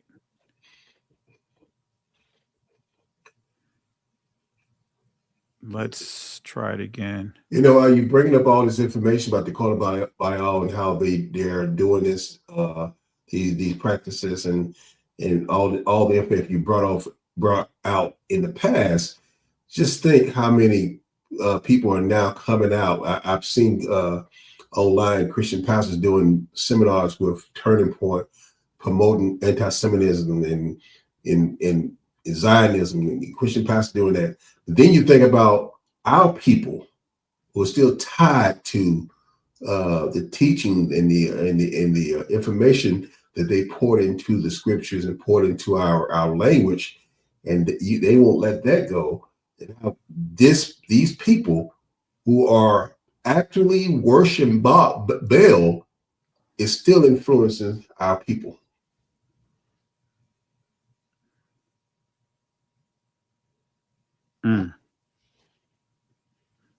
And you hit it right on the nail. Still in, but those things, as you can see, no censorship with that,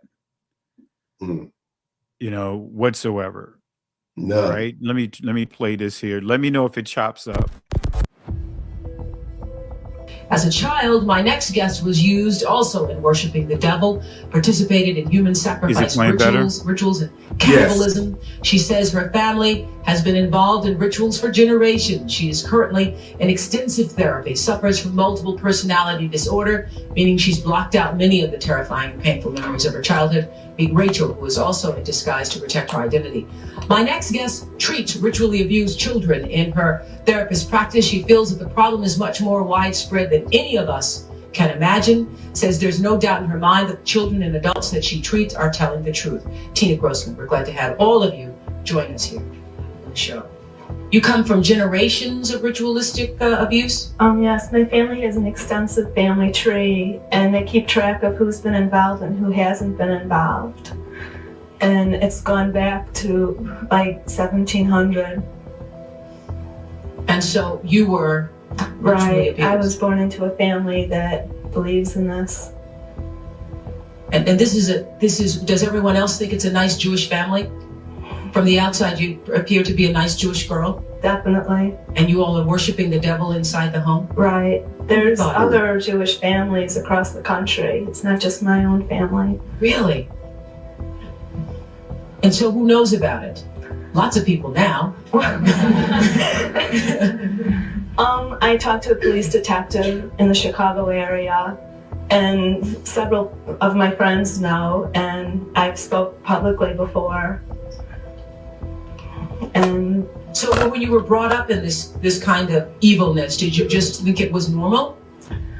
I blocked out a lot of the memories I had because of my multiple personality disorder. But yes, I mean, it's like if you grow up with something, you think it's normal. Mm-hmm. I always thought. So what kinds of things? You don't have to give us the gory details, but what kinds of things went on in the family? Well, there would be rituals in which babies would be sacrificed, and you would have to, you know. Whose babies? There were people who bred babies in our family. No one would know about it. A lot of people were overweight, so you couldn't tell if they were pregnant or not, or they would supposedly go away for a while and then come back. Now, you were telling us earlier that the practice with the Kilroy death was a religion called Palamayombe, which not all people who practice Palamayombe obviously sacrifice. I think what we're looking at is a worship of evil here. Right. Taking normal or standard religions and converting them to the worship of evil. Right. And I just want to emphasize that you don't have to be Caribbean to do it. No. Yes. The other thing I want to point out, not all Jewish people sacrifice babies. I mean, that's not a very typical thing. I just want to point that out. This is the first time I heard of any Jewish people sacrificing babies. All right, family. So you heard it with your own ears. And as you can see that just based on what you saw and what we saw in that video and what we're getting ready to cover here with some additional sources, that this is, this is not something new. Now, of course, it's new to many of us because you wouldn't think that these type of behaviors exist among the people that is supposedly be the chosen people. Yeah. You wouldn't think it, this behavior is taking place because the so-called chosen people, if they, they claim to be, rather, we know that they're not, but they say that they are. But why are they participating in this behavior? Why are they participating in this behavior? And we're going to cover some sources here, family, because I know we gave some videos here and I'd like to give sources as well. I'm going to drop this link for Sister Carol, because I think Sister Carol is in the building. Well, she is in the building, but I don't, just in case you didn't see the initial link and you want to jump on, feel free to do so. I think you may have missed the initial link. So I'll drop it in there if you want to jump in, but I'm going to share my screen again. And we're going to deal with some of the things that we're going to deal with their doctrine. All right. So let's go ahead and continue here. Now I'm going to start with incantations. I'm going to deal with incantations. I want to deal with eggs, right? Because when you guys think about eggs, when you think about Easter, who do you normally associate that with? You know, when we deal with paganism, you know, it's easy. It's easy, like they would say back in the day. It's easy work to call out the church. It's easy to call out Christianity. It's easy to do those things. Why? Because that's what you hear about. That's what you hear about all the time. You don't hear about this source that I'm about to share with you guys. This is coming from their own words, their own source. This is not biblical. The Talmud is a modern doctrine. This is not an ancient doctrine. It began its conception in the 4th, 5th century. And the bulk of it was written in the 12th century, between the 10th and the 12th century. So this isn't, don't fall into that delusion of thinking that this is something that the ancient Israelites wrote and practiced. They didn't. Don't get caught up with the word Judaism. All right? Judaism is their religion that they created. This is not the ancient Israelites' culture. But look at here. This is the Talmud, Sanhedrin 101a. Let me show you. They deal with incantations. They deal with eggs. All right, let's deal with this.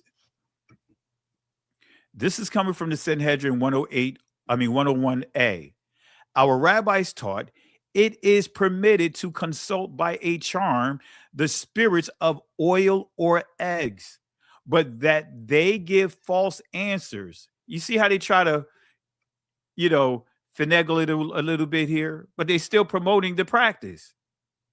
Incantations are made over oil contained in a vessel, but not in the hand. Therefore, one may anoint with the latter, but not with the former. And let's go to the notes of this particular section of the Talmud. It says, every plant in the vegetable kingdom was believed to have its own presiding genus, which could be provoked by incantations. Then it makes reference to, of course, Genesis, I believe that's chapter 5. But then you have Rabbi, actually 10 and 6. I believe. No, that's not 10. Anyway, it says here, both eggs and oil were used for purposes of magic and in folk medicine. Look at what it goes on to say in footnote 18. This states the practice, not a ruling. So it's not saying that they're speaking against it. They're stating that, hey, they're just making it clear. They're just discussing the practice, but it's okay to practice charms and incantations. And I'm going to show you another person that's going to further prove that this is what they promote. We're going to show you that they promote the worship of Moloch. We're going to show you the proof that they promote charms and witchcraft, incantations. Sister Carol in the building. Shout outs to you, Sister Carol, as we give you a shout out before I continue here. Peace and blessings to you. Peace and blessings to you, my brother. All right. Apologies. We didn't know you was in the. Well, I knew you was in the building, but I had dropped the link, but you probably didn't see it. I wasn't gonna pop on because I was grading assignments and listening to you, and then I looked at the chat and saw the troll army in the chat, so I had to go to work. Oh man, I didn't even know they was in the building. Come on, moderators. So yes, moderator, for the last time, do not time out anyone. Block them, knock them out. Get rid of them. Don't let them come back in. Absolutely. Come on, moderators. You guys got the wrench for a reason. All right. So appreciate it, Sister Carol. And you know how we do. Whenever you want to chime in, feel free to do so. And guys, you remember when we did this lesson, series on the cult of Baal. Before we continue, I want to bring kind of refresh you guys. with what we covered, I want to just use the term that Sister Carol probably used a lot in her being a professor, refresher, right? so what you see here is a tree, or in the mystic world, the world of mysticism, this will be considered a body, right? The head, the horns, the shoulders, and you getting into the torso and all of that. This is a full diagram of it right now. In other mystical systems, like in India, for when you start getting understanding Hinduism, even in Kemet, they have what is called, they call, many refer to this as the tree of life. Now in Judaism, in the Kabbalah, they refer to this as being the Ein Sof. The Ein Sof is supposed to be God before God. The Ein Sof is supposed to be, according to them, the infinite one. So, and I may upload a video, because I took, I tend to take certain videos down just so I can keep space available. So if I need to upload something, I have the space available. So I may bring it up here and let you upload a video clip of the 1948ers explaining this here, confirming what I just mentioned to you. So as you see here again, this is the head. These are the horns, right? And this will be considered the shoulders. Now we get into the torso.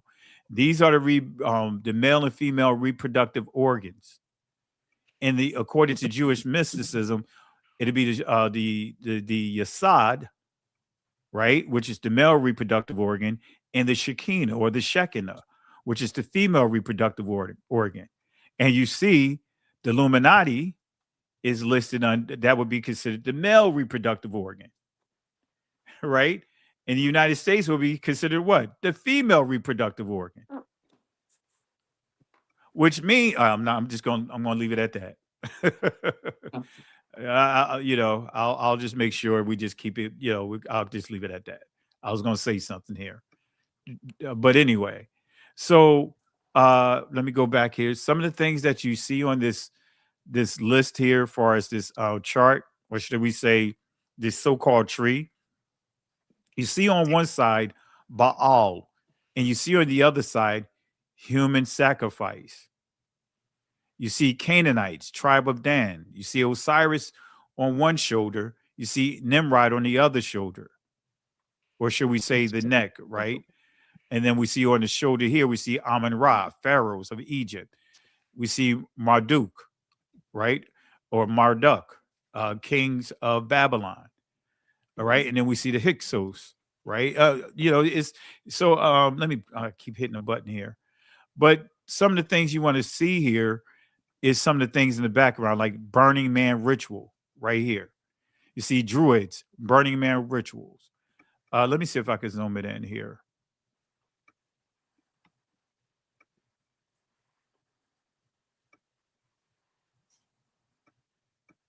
All right. Is that better, guys? Yeah. Yes.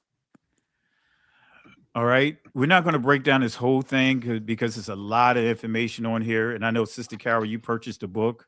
Mm-hmm. And I'm waiting for mine to come in, of the person that, the individuals or group that put this together, because there's so much on this chart. Yes, so it much is. on this chart. And as you see here, you see sons of Belial. And guys, you know who the sons of Belial are. That's not a bloodline, but these are people that's operating in a very perverted spirit. Like you'll see references to them. For example, you'll see them mentioned in the book of Judges. They were a group of Benjamites in this particular text that raped. They were homosexuals, and they raped the Levitical priest's wife. That's in like Judges chapter 19, Judges chapter 20. That's the beginning of the split of Israel, even though it didn't officially take place until King Solomon's son was on the throne. But anyway, you see some here. You see worship of. I can't see what's here, but the obelisk. circumcision, Lord, storm god, born sacrifice. On this side, you see the golden calf. But anyway, just wanted to just highlight a couple of things. Any comments you guys want to share? But It's so much just up. as, yeah, I'm just so much and so how extensive this thing is. The whole world system of all history is on Yes. this diagram. The Amen. entire world, everything that went on from the beginning of time to current is on this diagram. And it's amazing as you unpack it.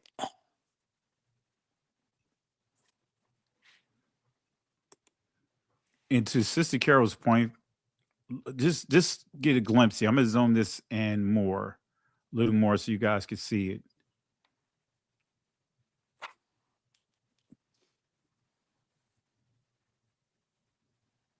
And it's a lot on here, A lot. right? A lot. You see the Freemasons, and you see Luciferianism. You see the Jesuits, God's assassins. But you see the connection here, the Scottish Rites, 1758. On this side, you see Suppression, 1773. Mm-hmm. Coming together, Bavaria, Illuminati, 1776. Mm-hmm. Right? And look here, you see DC, District of Columbia. Exactly. That year, 1776, should raise a red flag in everybody's brain when you hear that year. What happened that year? That's what I got out of this map, is the years that's on here that we were taught in school that you see on this map, and it just explodes in your brain. Oh, I thought you were going to say this was the year Berin Scholar was born. It was. Oh. And also you. Oh, okay. All right. I got you. Wow. That's right. Woo. So he's about to celebrate a birthday, family. So to Sister Carol's point, these dates are very important, and you see the connections here. Mm-hmm. It's a big old puzzle. It's a puzzle pieces that's been connected together. All the dots are connected on this map. See the Eastern Stars over here. Mm-hmm. You see Albert Pike. Mm-hmm. Of course, you got the Shriners, Islamic. What is that? Is that, I can't tell what that says here because it's kind of blurred. On this side, we see First Zionist Congress.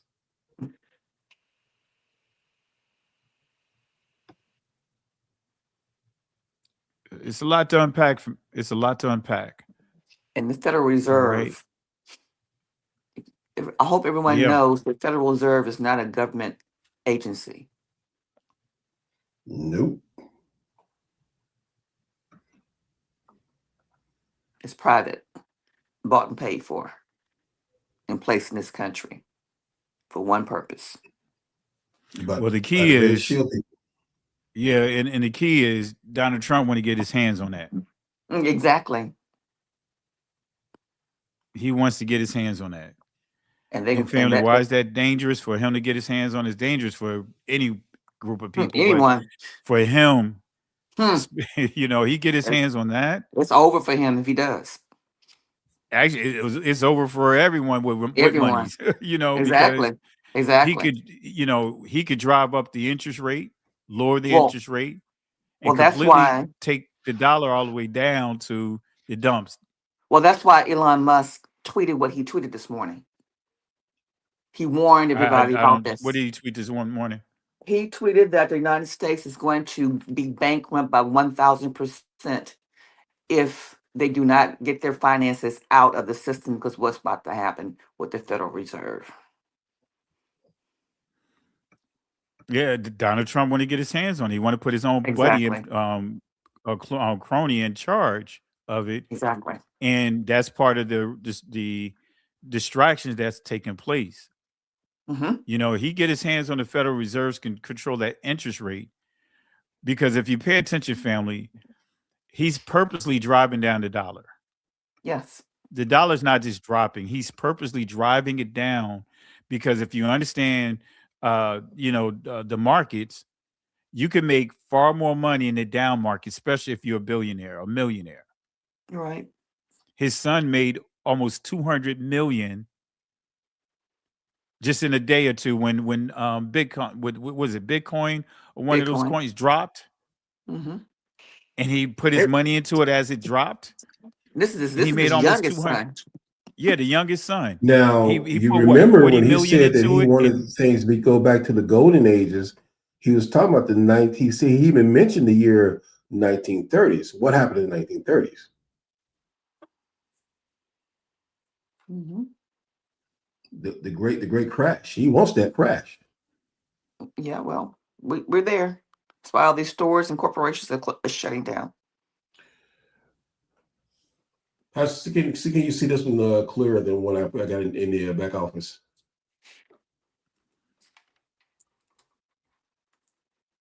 I can't hear him. Did we lose you? I think we did. His audio's off. you guys can hear me? Now I Now can I hear you. can. All right. Hey, Berin Scholar, I'm gonna let you go through that in a second here. Let me just touch on the thing that I want to highlight real quick. Okay, go ahead. I want to highlight a key point here for those that's watching for the first time to kind of tie this into the video that we played, right? Because a lot of you guys may not understand these behaviors that you see is all part of their Talmud, right? So I want to start off by showing Leviticus chapter 17, verse 7, right? And it makes it clear. It says, and they shall no more offer their sacrifices unto devils. Sha'ar, right? That's the ancient pronunciation of it. And after whom they have gone a whoring, this shall be a statute forever unto them throughout their generations. This is the Message Bible transliteration of this text. They must no longer offer their sacrifices to goat demons, a kind of religious orgies. This is a perpetual decree down through the generations. But then we look at the NIV. They must no longer offer any sacrifices to the goat idols. So you see a commonality here. We're dealing with a goat demon or goat idols or whatever the case may be. That is actually dealing with Moloch, right? And when we look up devils, right, we see here, it makes it clear. It says he goat. And we know we're still dealing with Moloch, all right? And I'm going to prove that here. And then when we look at Leviticus 18:21, it says, and thou shalt not let any of thy seed pass through the fire to Moloch. So make a note of this. This is in the scriptures. This is also in the Tanakh, right? You'll see Moloch there. This is even in the ancient text, Moloch. Make a note of this because I'm going to show you a key source here, right? So the goat demon is Moloch, right? This is sometimes referred to this as the goat of Mendez, but you see that furnace below here. This is a image, the Baphomet, that was created by Eliphas Levi, and it's a hermaphrodite. That's why it has breast on it. And these hand positions are for a reason. But anyway, when we look at Molech, actually, I'm going to fast forward here. I don't need to go through all of this. I'm going to get to a key point. This is what I want to highlight. The Oxford Dictionary definition, or the Oxford Dictionary of the Jewish religion definition of Molech. Look at what it says about this here, right? Semitic deity worshipped in biblical times, known from Ugaritic in Mesopotamia's source as Malik, right? Or Malik. It is likely that Molech figure among the Chthonic gods, that is, those associated with death and the underworld. According to biblical tradition, look at what it says here. Molech was worshipped by means of child sacrifice, a practice abhorrent and strictly forbidden by Israelite beliefs belief in law. But look at what it says right here. It says child sacrifice is condemned in the Bible without mentioning the god Molech. Now, I just shared with you guys in Leviticus 19. Did it not mention Molech? Yep. Yes, it did. And if you pull it up in the Tanakh, because I had the Tanakh, right? You pull it up in the Tanakh, it's going to have Molech there. But here it says child sacrifice is condemned in the Bible without mentioning the god of Molech. So this is a very deceptive entry here.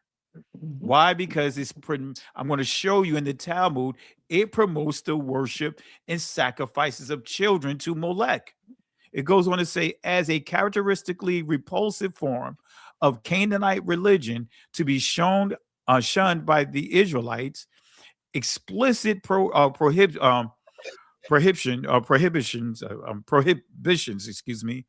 against the worship of Molech are found in Leviticus 18:21 and 20 verses, chapter 20 verses 2 through 5. Sacrificing to Molech is called whoring after him, right? But let's go ahead and go to the Talmud. Let's get there.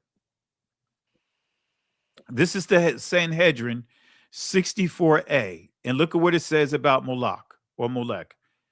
He who gives his seed to Molech incurs no punishment unless he delivers it to Molech and causes it to pass through the fire. If he gave it to Molech but did not cause it to pass through the fire, or the reverse, he incurs no penalty unless he does both. You see how it's giving the okay? Yep. It's telling us that according to their doctrine, it's not a sin. But look at what it continues with. The Mishnah teaches idolatry and giving to Molech. Rabbi Abin said our Mishnah is in accordance with the view that Molech worship is not idolatry.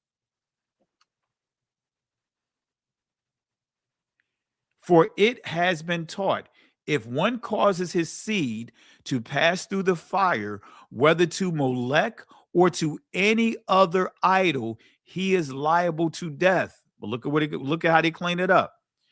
Rabbi Simeon said, if to Molech, he is liable. If to another idol, he is not liable. You see the discussion here? Regardless, they're saying, whether it's to Molech or to someone else, basically they're saying is child sacrifice is okay. But let me go back here. Our Mishnah is in accordance with the view that Molech worship is not idolatry.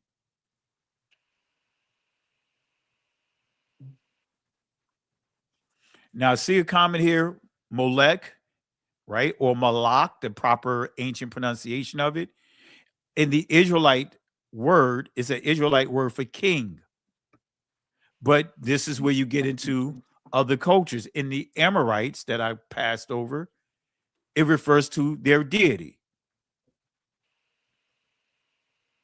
So give you clarity. No, it doesn't mean King Molech, right?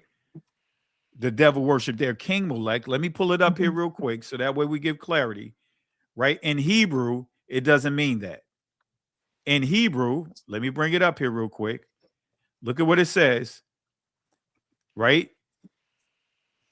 Chief deity, the Ammonites.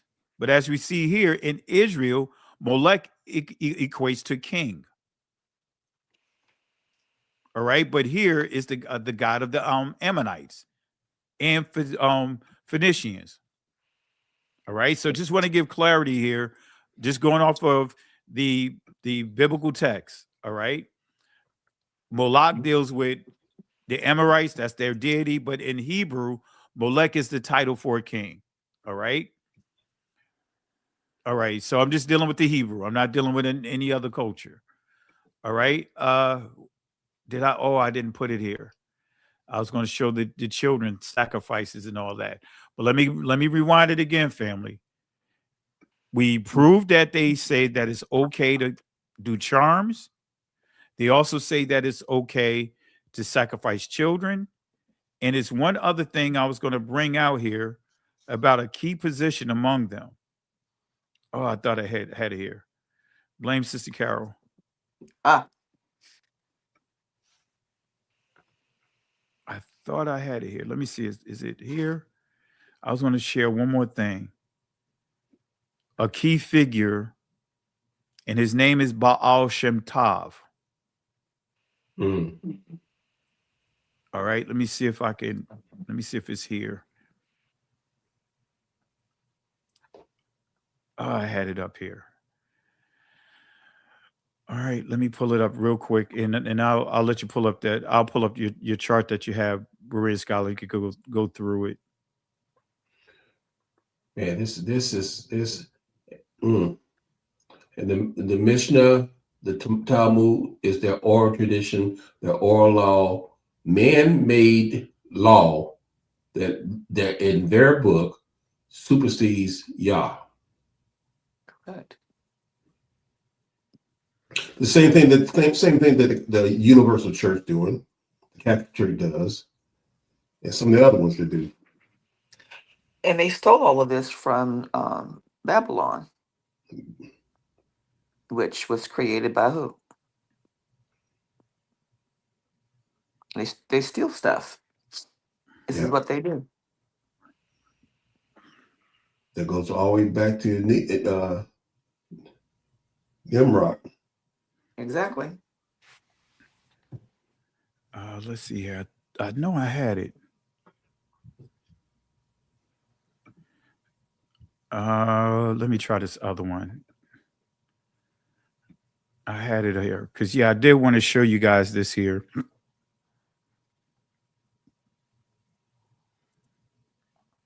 Let me see here.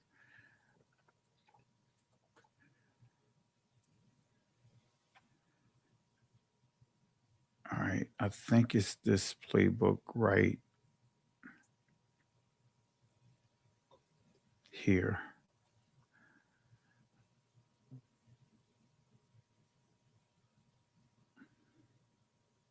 Nope, it's not that one. Oh man, I had it up. Sister Carol, your fault. All right. All right, I'll blame Berea Scholar this go round. I mean, she just took that. Sister, what's up? It's called flipping the script on him. All right, so I give you double portion. All right, let's see here. Ooh. All right, I think it's this one right here. We didn't cover so much with this stuff, man. And then I'll bring up, after Berea Scholar go through that chart, a clearer copy of the chart, I'll show you guys the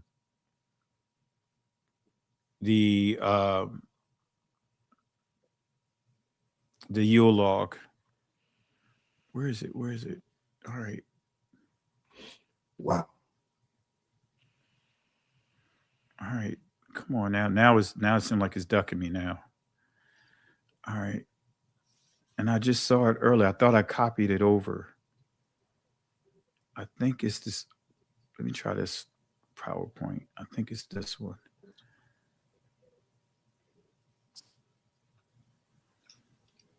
That video that you played earlier in Chicago in 1933 depicts everything that was just mentioned in the Talmud you just talked about. How he looks. It showed you how he looked. Showed you the practice they were doing and how they bowed down and adored him. And that was in the United States. Yep.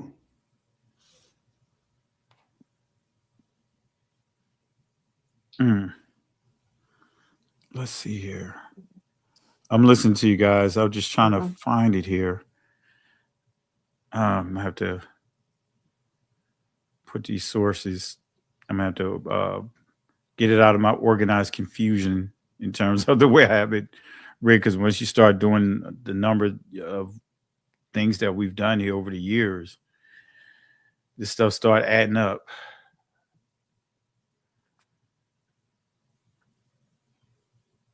All right, where is it? I literally just saw it. I thought I copied it over, but I did. Let me do it one more. I think it's in my Freemasonry PowerPoint.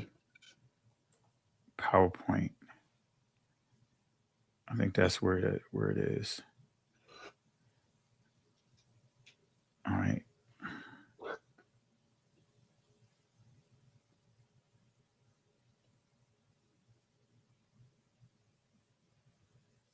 All right, let me see here. All right. I mean, you know what, Marine Scholar, while I'm looking for this, I'll let you go through that chart just so we won't waste the people time. Because there's some stuff here I just noticed.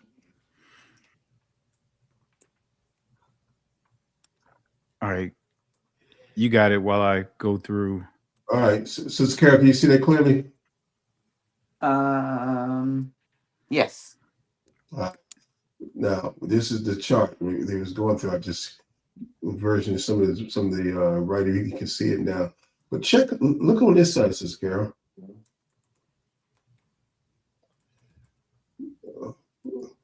You see the name right here, right? Mm-hmm. Moloch. Yes. Moloch. Yeah. And all these things connected. Now, the brotherhood of the snake. Now, what in Genesis, the serpent's going to bite his heel. Serpent is going throughout, and the snake is always entwined to everything in this demonic thing. The power of the death cult ruling the earth for all recorded human history. That's their intent. But look what's mentioned in here. The Book of Enoch and the Watchers. Yes.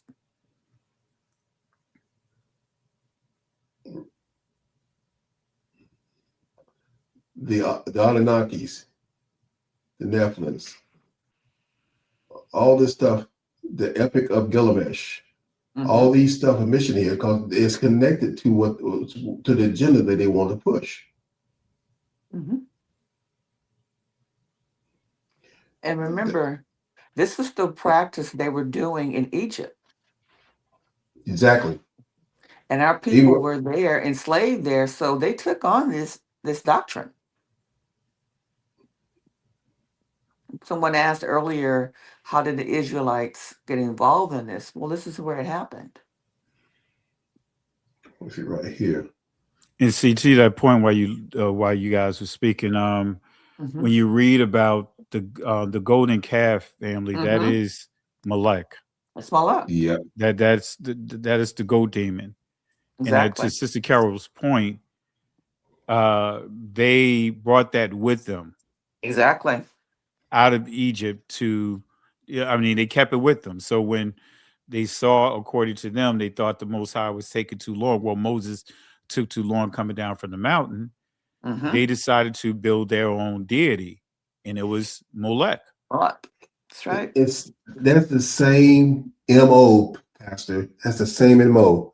Me, you had a discussion about some of the extra biblical texts, how they pattern themselves after the Talmud, where they go in. If you read some of the stuff that if you read Jasper's rendition of what happened with Jacob and all this stuff, everything happened there is giving tribute to men making it happen instead of Yah making it happen. And even Moses took too long, so we making it happen. It's man stepping in versus Yah. It's the spirit of the Antichrist, man versus the Almighty. Exactly. You hit it right on the nail. And while you guys are, do I have it here? I'm gonna just pull up the PDF because I got a PDF. I have the actual dictionary, but I actually have a electronic copy of it too. So I'm gonna pull up the electronic copy of it because I was trying to find it. It's almost like, to me, I feel like I'm trying to look for a needle in the haystack. I feel like Berean Scholar user. All right, let's see here. I'm gonna share my screen. Are you still going through a Berean Scholar? No, you can go because it's a lot on this stuff, man. I mean, how they connect all these things that we throw around and use. All right, so I'm going to share my screen here, and I'm going to show you guys what it says. Who Baal Shem Tov. Just the term itself, should raise red flags. So let me show you guys here.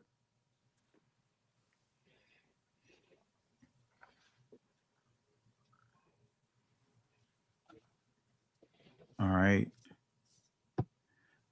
And let me know if you guys can see it. Yep, we can see it. Baal Shem Tov. You can blow it up a little bit more. All right, I'm going to highlight this here. I'm not going to read all of this, family, but I want you to get an idea of who this guy is, all right, or was. All right. Is that better? Yes, sir. Oh, that's even better. All right. I don't know what here you go. All right, let's do this here.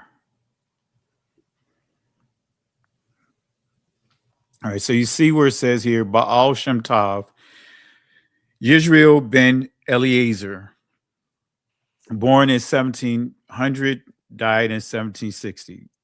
Founder of Hasidism, known by the acronym Beshit. Little is known of his life, and a few reliable biographical documents exist.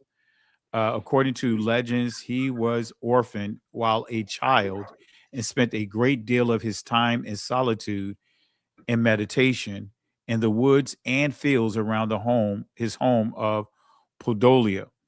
For some years, he was assistant to a teacher and acted as sexton of the Beit Midrash until his hit Galut, an important concept of Hasidism, signifying the revelation of one's true spiritual worth and message. He studied assiduously, acquiring wide knowledge of both the revealed law and secret lore by concealing his knowledge, affecting the personality of a simple, unlettered Jew. He traveled in Podolia, Volhynia, in Galicia, where by virtue of his prayers and amulets. Now you catch that, right? By prayers and what? Amulet. These are charms. Charms. He was a charmer. It says like he somebody else. achieved. Yeah, so it says he achieved a reputation as a healer and a comforter to those in need, hence the appellation Baal Shem or Baal Shem Tov, in other words, master of the good name, abbreviated to Beshit. The charms that he prepared contained only his own and his mother's name, Yisrael's son of Sarah, unlike the more traditional forms that always contain one of the holy names of God.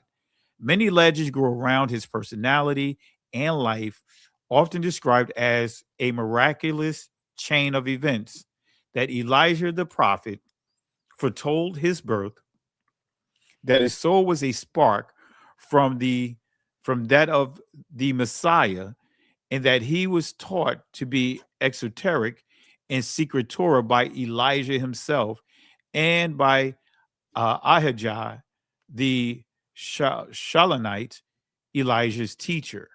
You see what all this craziness they putting in here? So they, in a nutshell, he worked in and operated in magic and charms.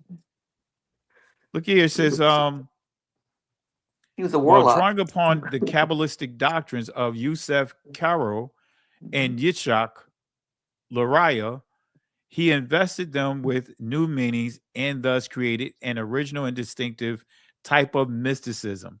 The Baal Shem Tov did not commit his teachings to writing. They were handed down orally and preserved in numerous sayings recorded by his followers. His sayings imparted joy, warmth. Let's get into some of the other stuff. But the key is this guy he operated in charms. Witchcraft. Exactly, witchcraft. A warlock.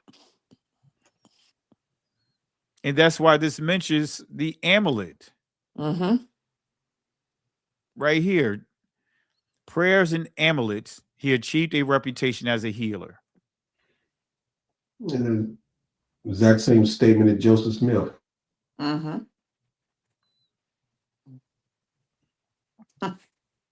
And family, we didn't even get into what the Talmud says about children. Oh yeah, that's sick. It's real sick. That in itself is an extensive teaching. Because was it years ago, Sister Carol, I did a lesson on just really exposing the Talmud. Yes, crazy. It was disgusting.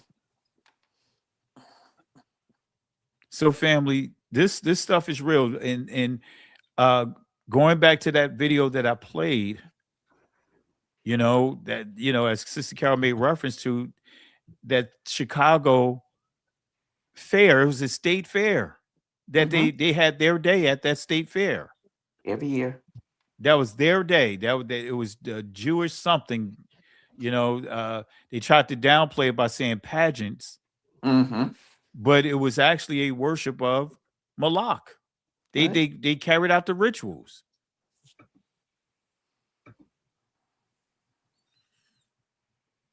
Any other comments, guys?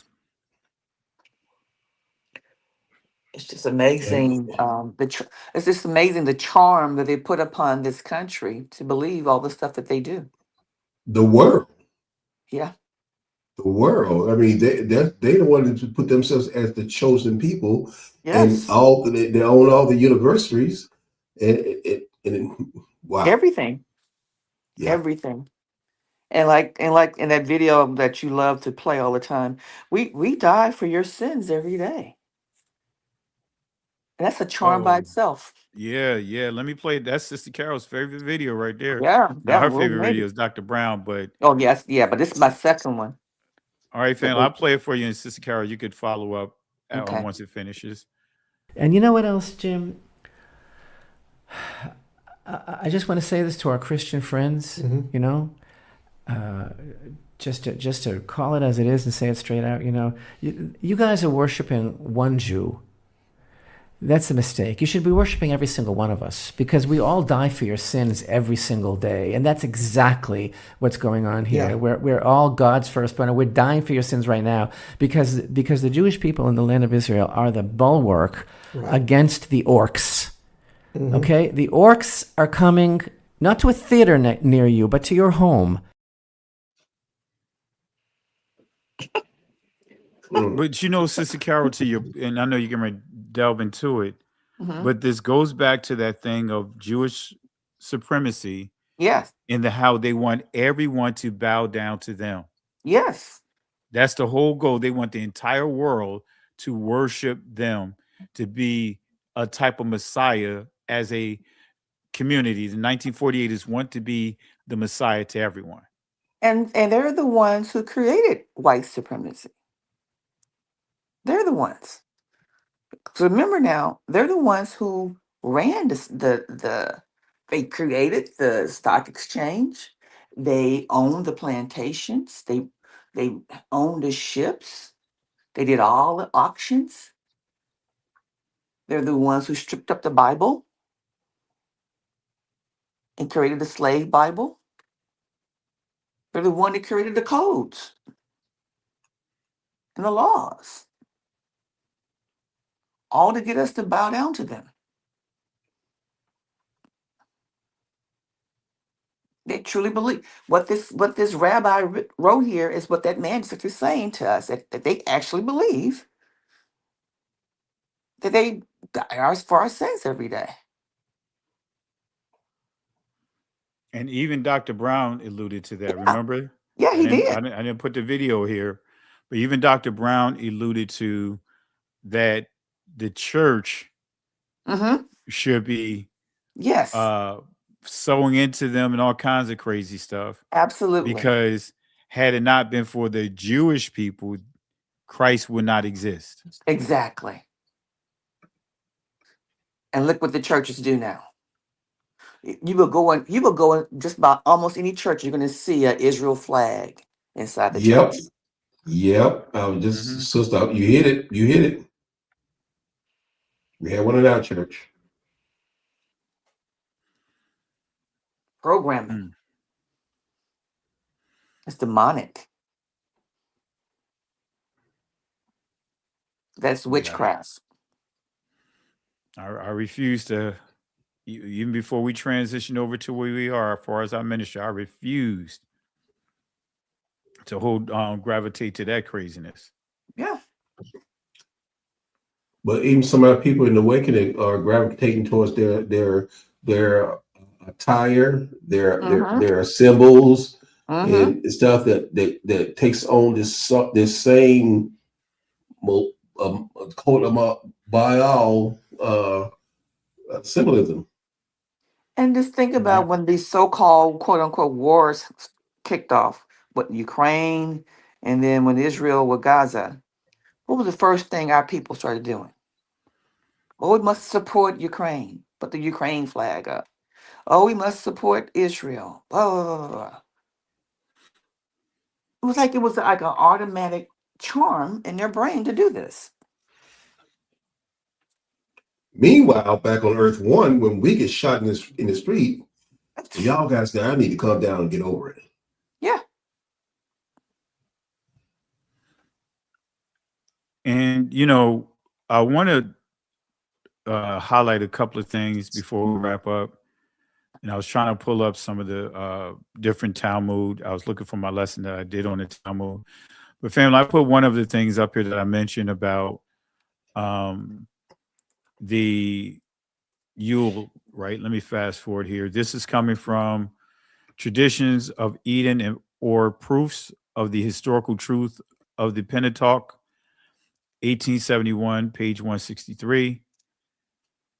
A farther confirmation and illustration of these facts is found in the customs of the Christmas Yule log. The word Yule is the Chaldee term for an infant or child, and hence it was that Christmas Day was called among the heathens Yule Day or the Child's Day. And the night before Christmas, Mother Night. And so this is dealing with that log. That Yule log represents child sacrifices, passing that child through the fire. And all of us grew up at a certain point, especially if you grew up in the 60s, 70s, and even the 80s. Remember seeing the Yule log being on TV. Television. Right. And they'll play the Yule log every night. They're from Christmas Eve. Yep. On. I hit the wrong button, but let me get back to here. So they've been programming us through repetition. Yes, indeed. That's exactly. And guess what? It just dawned on me that every Christmas we are practicing Molech, that Christmas tree. Oh yeah. And the gifts underneath, and the children bowing down underneath it because we sacrificing the children to it by giving them gifts. Oh yeah. Well, see, it starts before that, right? Well, how can I put it? The Molech portion of it, the passing through the fire, the Yule, that's the sacrifices of them, right? Correct. And the other part to that, with that tree, that is the parents performing sexual orgies and rituals. Because remember, in Jeremiah talks about it, Jeremiah chapter 2, and the Maccabees deal with it too. That on under every green tree, upon every hill, Israel built altars, and they began to practice sexual orgies or sexual rituals to ensure that they have a good harvest. Right. So then when we get to chapter 7, they're addressing that. It was, Most High was like really going in on them. But chapter 2, they were referred to as a degenerate plant. In other words, a mistletoe. But by the time we get to chapter 10, instead of going outside the house, to your point, and performing these rituals. We brought it inside. They brought it to inside their home. Correct. And they laid up under the tree. Performing sexual rituals. Exactly. And the involvement of their children, they were passing them through the fire. And also they had sexual rituals. Because I want to make sure, family, that you're listening. When we think about Malak worship and child sacrifice, it's not just passing them through the fire and murdering them. It's also engaging in sexual rituals with them. Right. Just to kind of go back to Sister Carol's point. So they were doing some perversions with the children.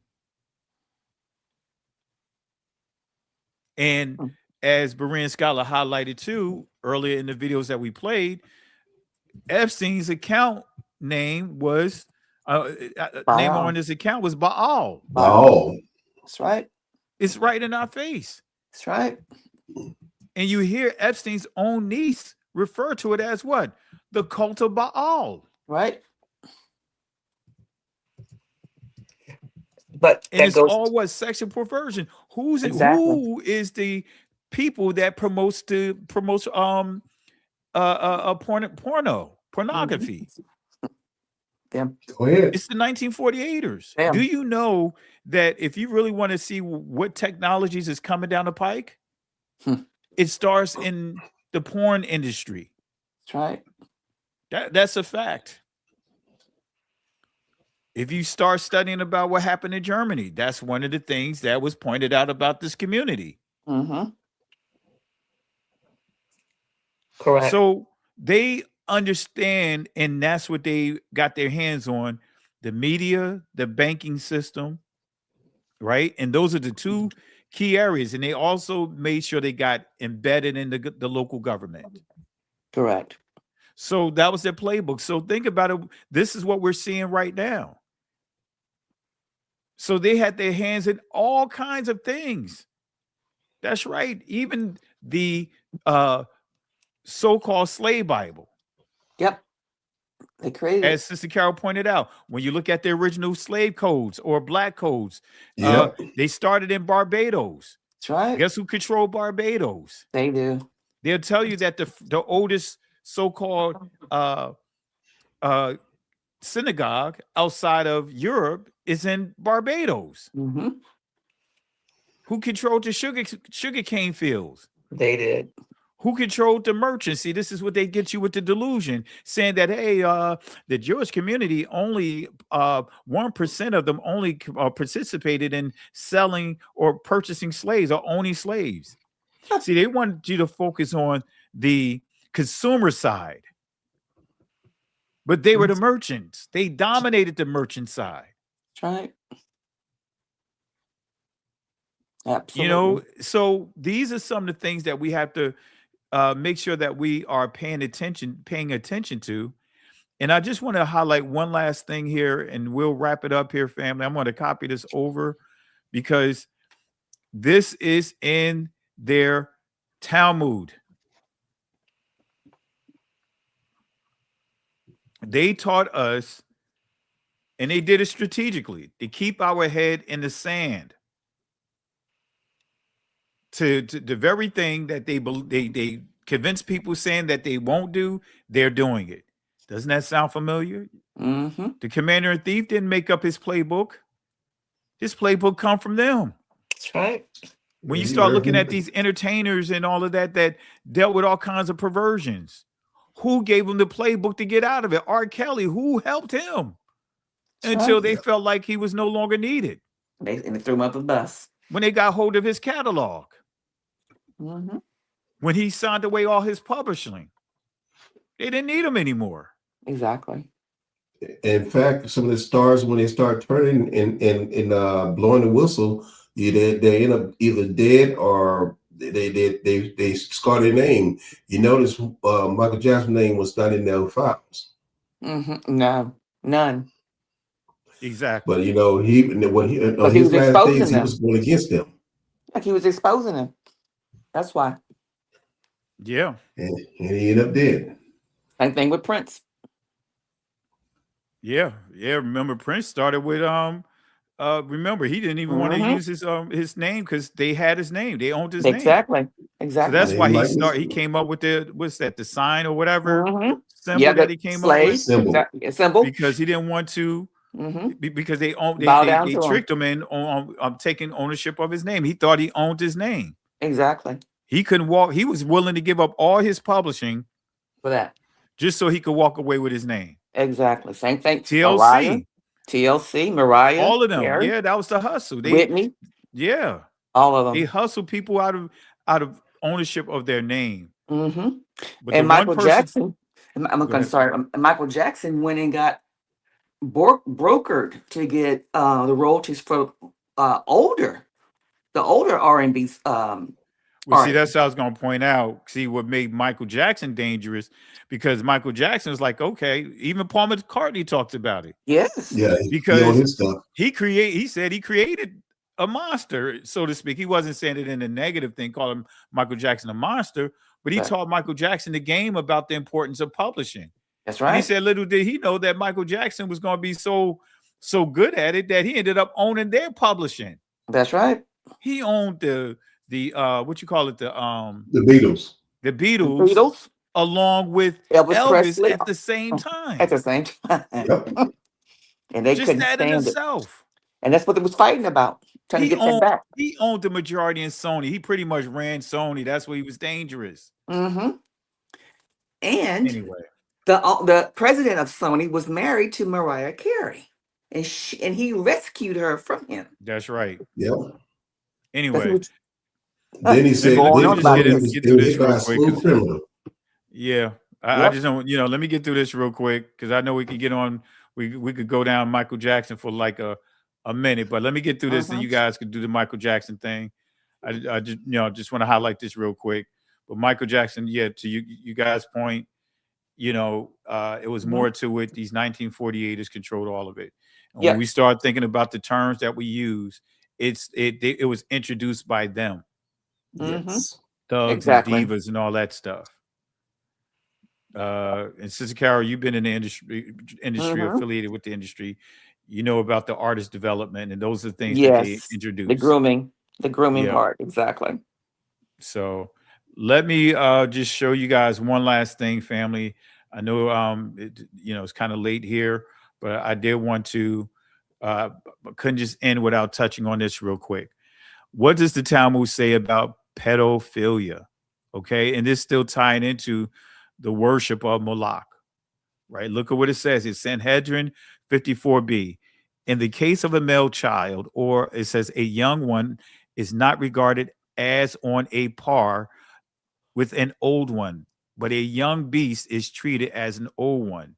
What is meant by this? Rabbi said, pederasty with a child below 9 years of age is not deemed as pederasty with a child above that. Samuel said, pederasty with a child below 3 is not treated as with a child above that. What is the basis of their dispute?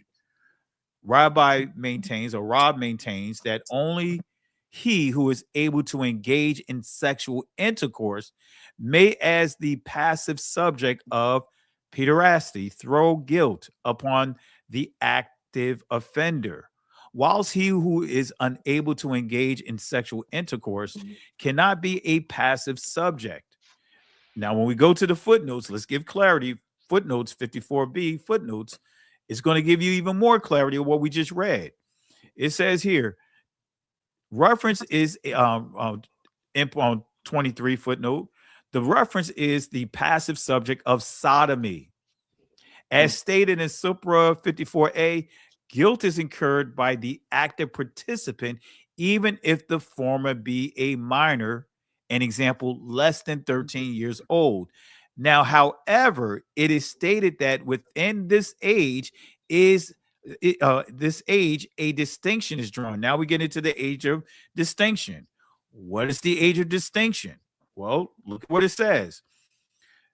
In footnote 24, Rob makes 9 years the minimal.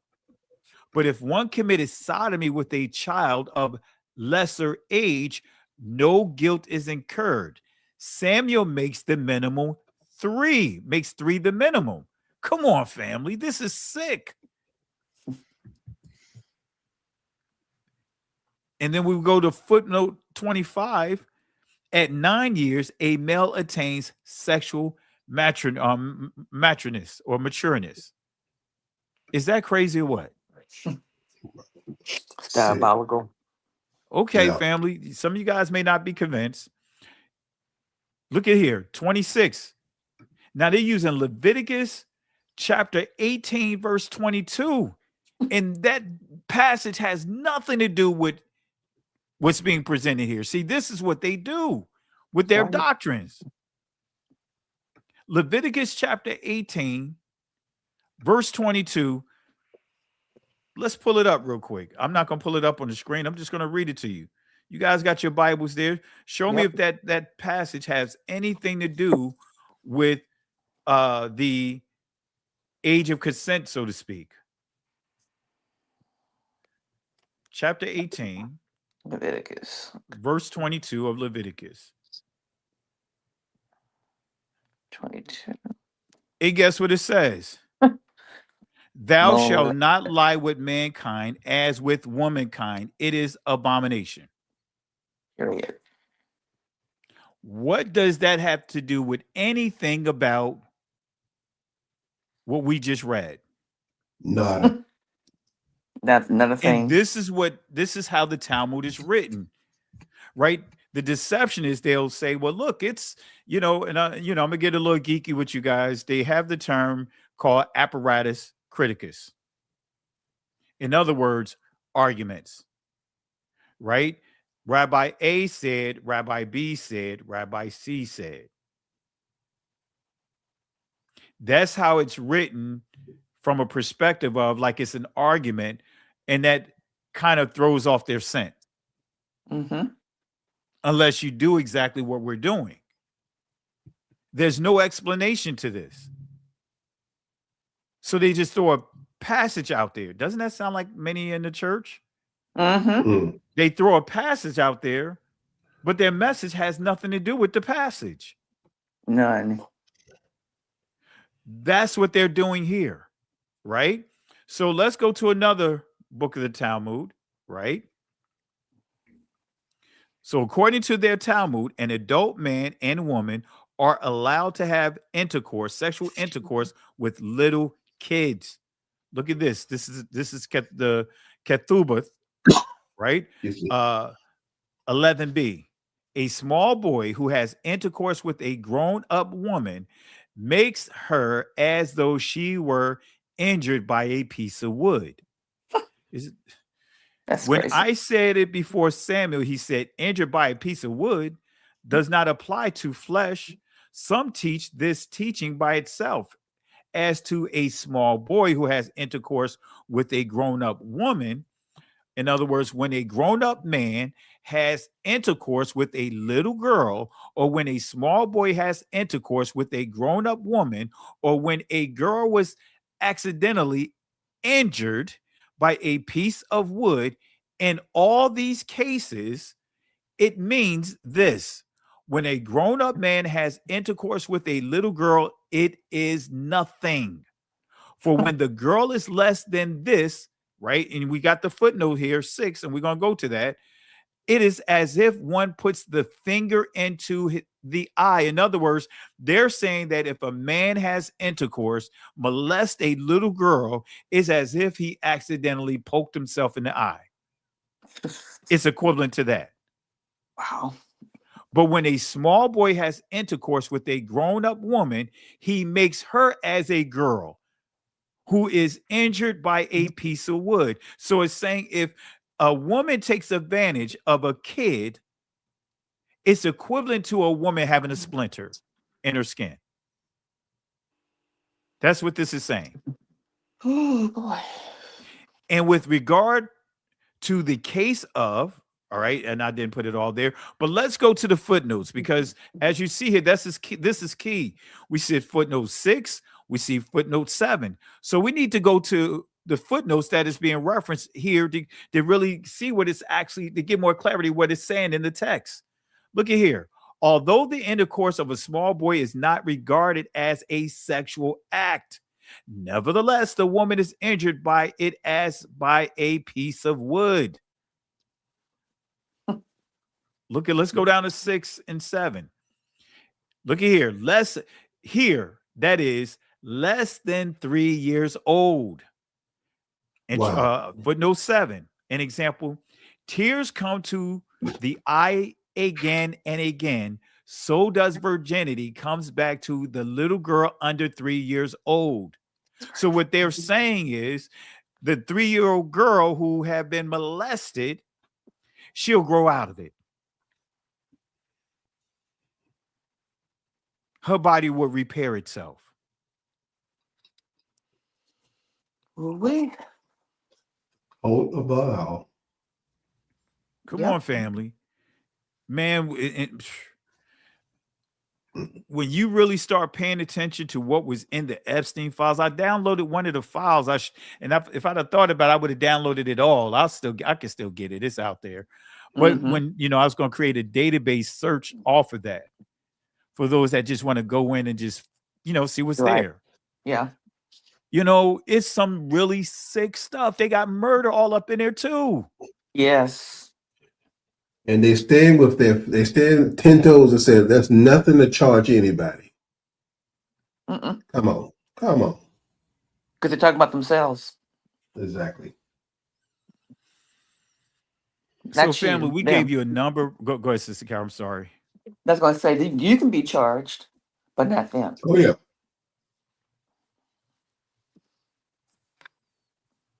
So, family, we gave you more than enough proof.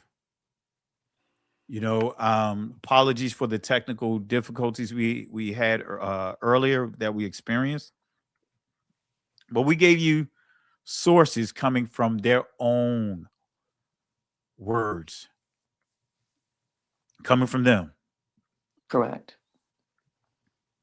You can't argue against this. Yeah. And this so far, is the reason. Go ahead, Berean Scholar.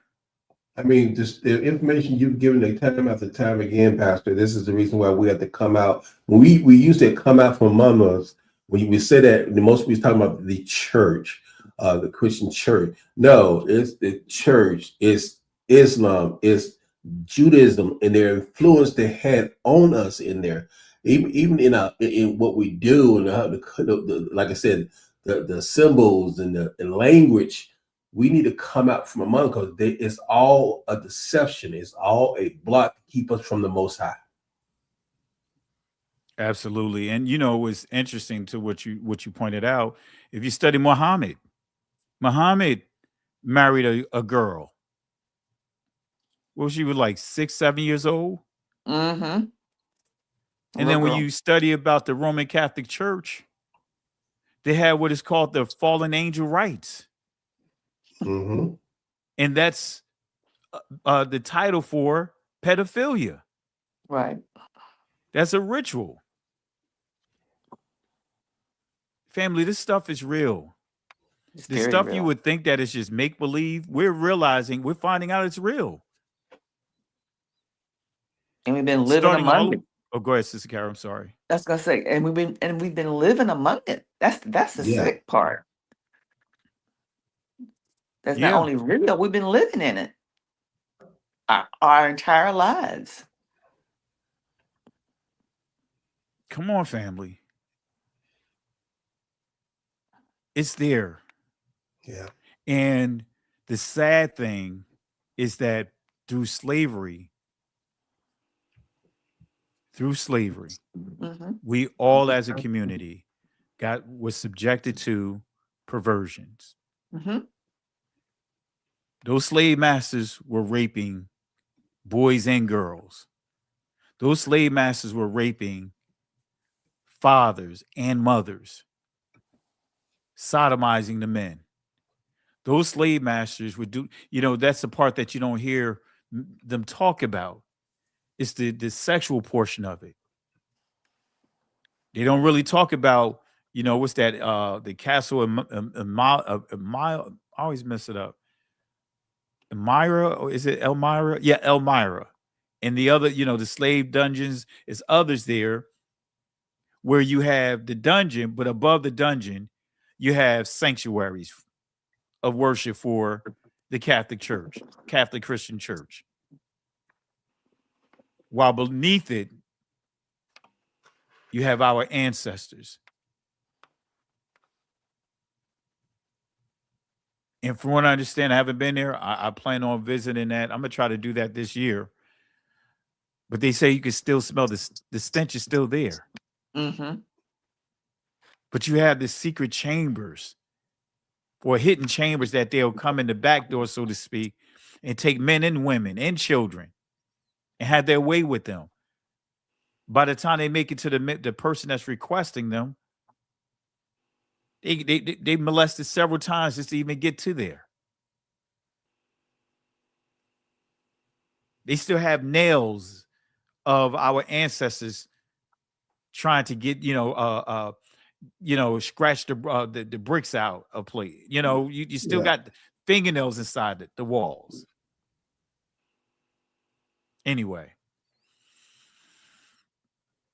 But yet this group of people get a free pass. They are so crafty that they are on both sides of the law. That's right. And they get money on both sides. And they that's why, win no matter what. And that's why they pollute law schools and medical schools with their own people so they can control. They control the AMA, they control the AHA, they control CMS, they control all of these healthcare organizations and law systems. Yep. And what's so powerful is, my daughter, right, just talking to her, and she said, literally, law is being rewritten before us. It's like things are happening so fast. The stuff that they have learned in college is becoming outdated so quick. Exactly. Because everything that's happening right now is like unprecedented. Well, Beren sent me this video, and I forgot all about this. I remember it now when I saw the video of this law firm that sued Trump. I can't remember how many times. Hundreds of times on everything. And one was winning stuff. Well, they were flying the whole law firm, which is real strange for the whole team from the law firm. The partners and all were on a plane together, and it crashed and everyone was killed. Mm.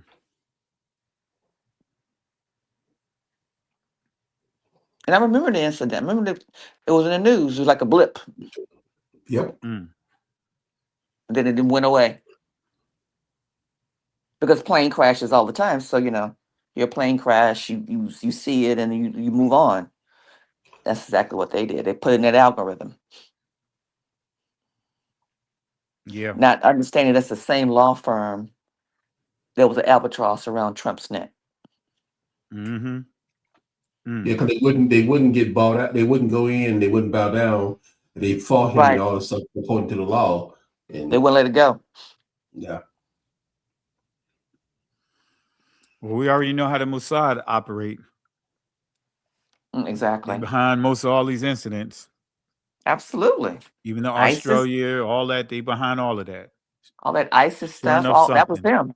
Yeah. Yeah. Stirring up stuff. Mm-hmm. But yeah, we're gonna get ready to wrap up, family. Any final words you guys want to share?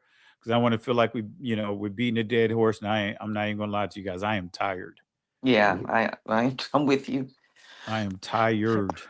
Just keep I'm gonna file a lawsuit, file my papers, assault papers. Go ahead, Sister Carol. I didn't mean to cut you off. I was gonna say, just keep your head on a swivel. That's all I can say. We're living in a time where anything can happen. And you need to be aware of your surroundings at all times. Because these people are coming for all of us. Absolutely. Absolutely. Absolutely. Bryn Scholar, any final words? That's funny she said that because you and I was talking. I said the same thing. I feel like running down on the coverage on the kickoff team. You got to keep your head on the swivel. You don't know where the hit's going to come from. No, you don't. And that's what we as Yah's chosen, we need to understand that when our people are out here doing things, we need to make sure that we base everything on His word. And and if it's not there, then you question it. And we make a stand on His law, statute, and commandment, and let Yah do the rest. Like you start off, we need to call down some. We need to call out to Yah. Say, Yah, handle our enemies.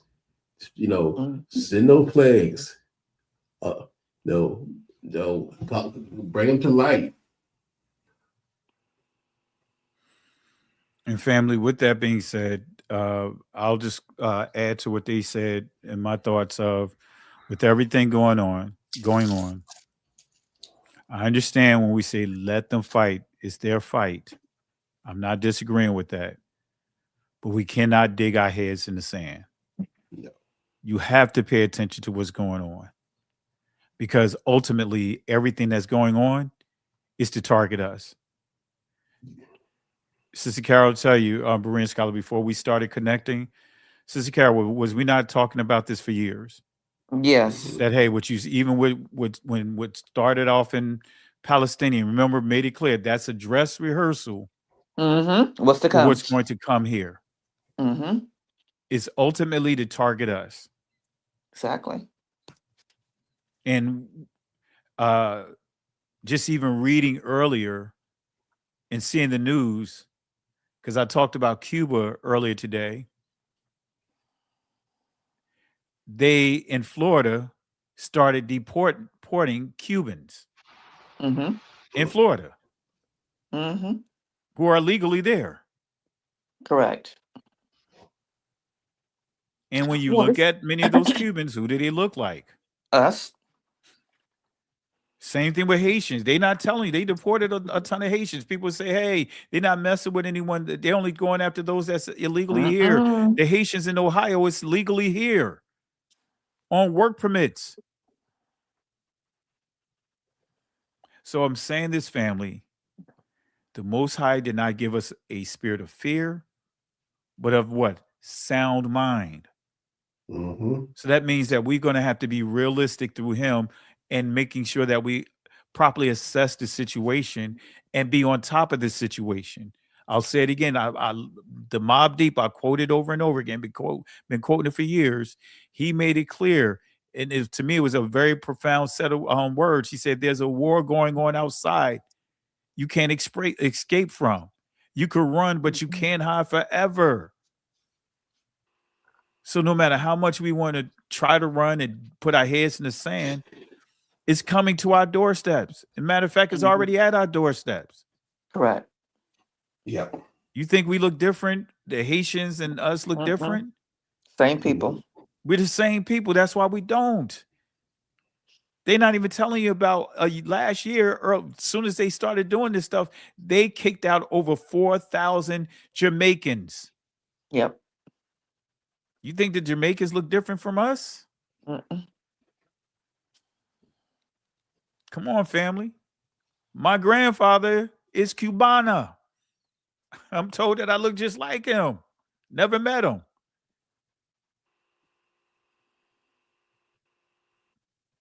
Said same complexion, hair, everything. And that was what major with the Spanish Inquisition. A major port. But anyway, not getting into all of that. But family, just be alert. And if you're truly a watchman, if you're truly a leader over your household,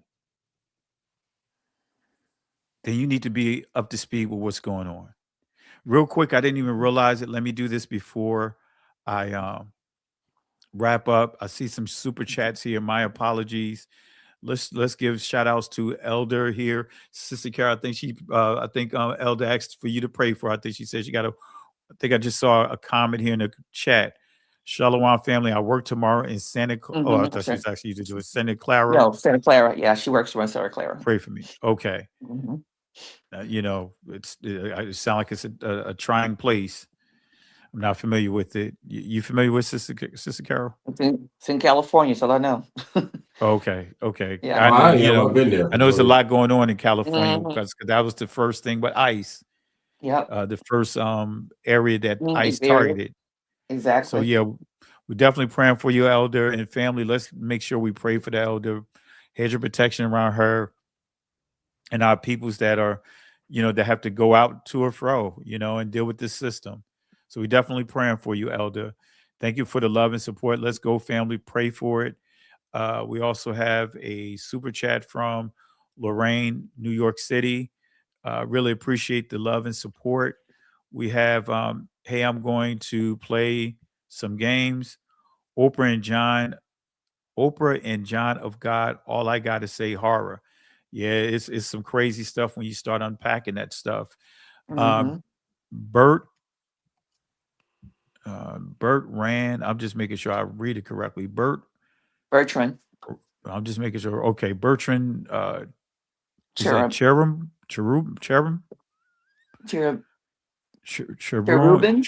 Cherubin. You know what I mean? It's just Cherubin. when you Yeah. start putting Bertrand Cherubin. Bertrand Yeah. Cherubin. Okay. All right.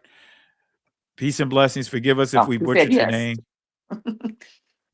We're just gonna say forgive us if we butchered your name. We're gonna go old school, charge it to our heads, not to our hearts. Septuagint, Maccabees, for that joke, but we love Berean Scholar. Hallelujah. I guess one of the jokes I cracked on Berean Scholar before you jumped on, Sister Carol. So I guess that's part of that. Berean Scholar getting some sympathy Thank points. you. Thank you, brother. All right. He So was born family, in let's show some love 1776. here. All right, family. In the final words of Yahweh in Exodus chapter 14, verse 13 and 14, fear ye not, stand still. See the salvation of Yahweh. These Egyptians that we see here today will not have power over us ever again. The Most High will fight for us. But here's the kicker, family. We have to hold our peace. The Hebrew word there is charash, which means be quiet. Can't go back. Can't stay here. Keep moving forward. Shalom. Listen, Genesis chapter 11, verse 10 explains the genealogy of Shem. Shem was a black man in Africa. If you repeat this back, Genesis 14, verse 13, Abraham steps on the scene. Being a descendant of Shem, which is a fact, means Abraham too was black. Abraham, born in the city of a black man, called Nimrod, grandson of Ham. Ham had 4 sons. One was named Canaan. Here, let me do some explaining. Abraham, Isaac was Jacob had 12 sons, for real, and these were the children of Israel. According to Genesis chapter 10, these were the children of Israel. According to Genesis chapter 10, these were the children of Israel.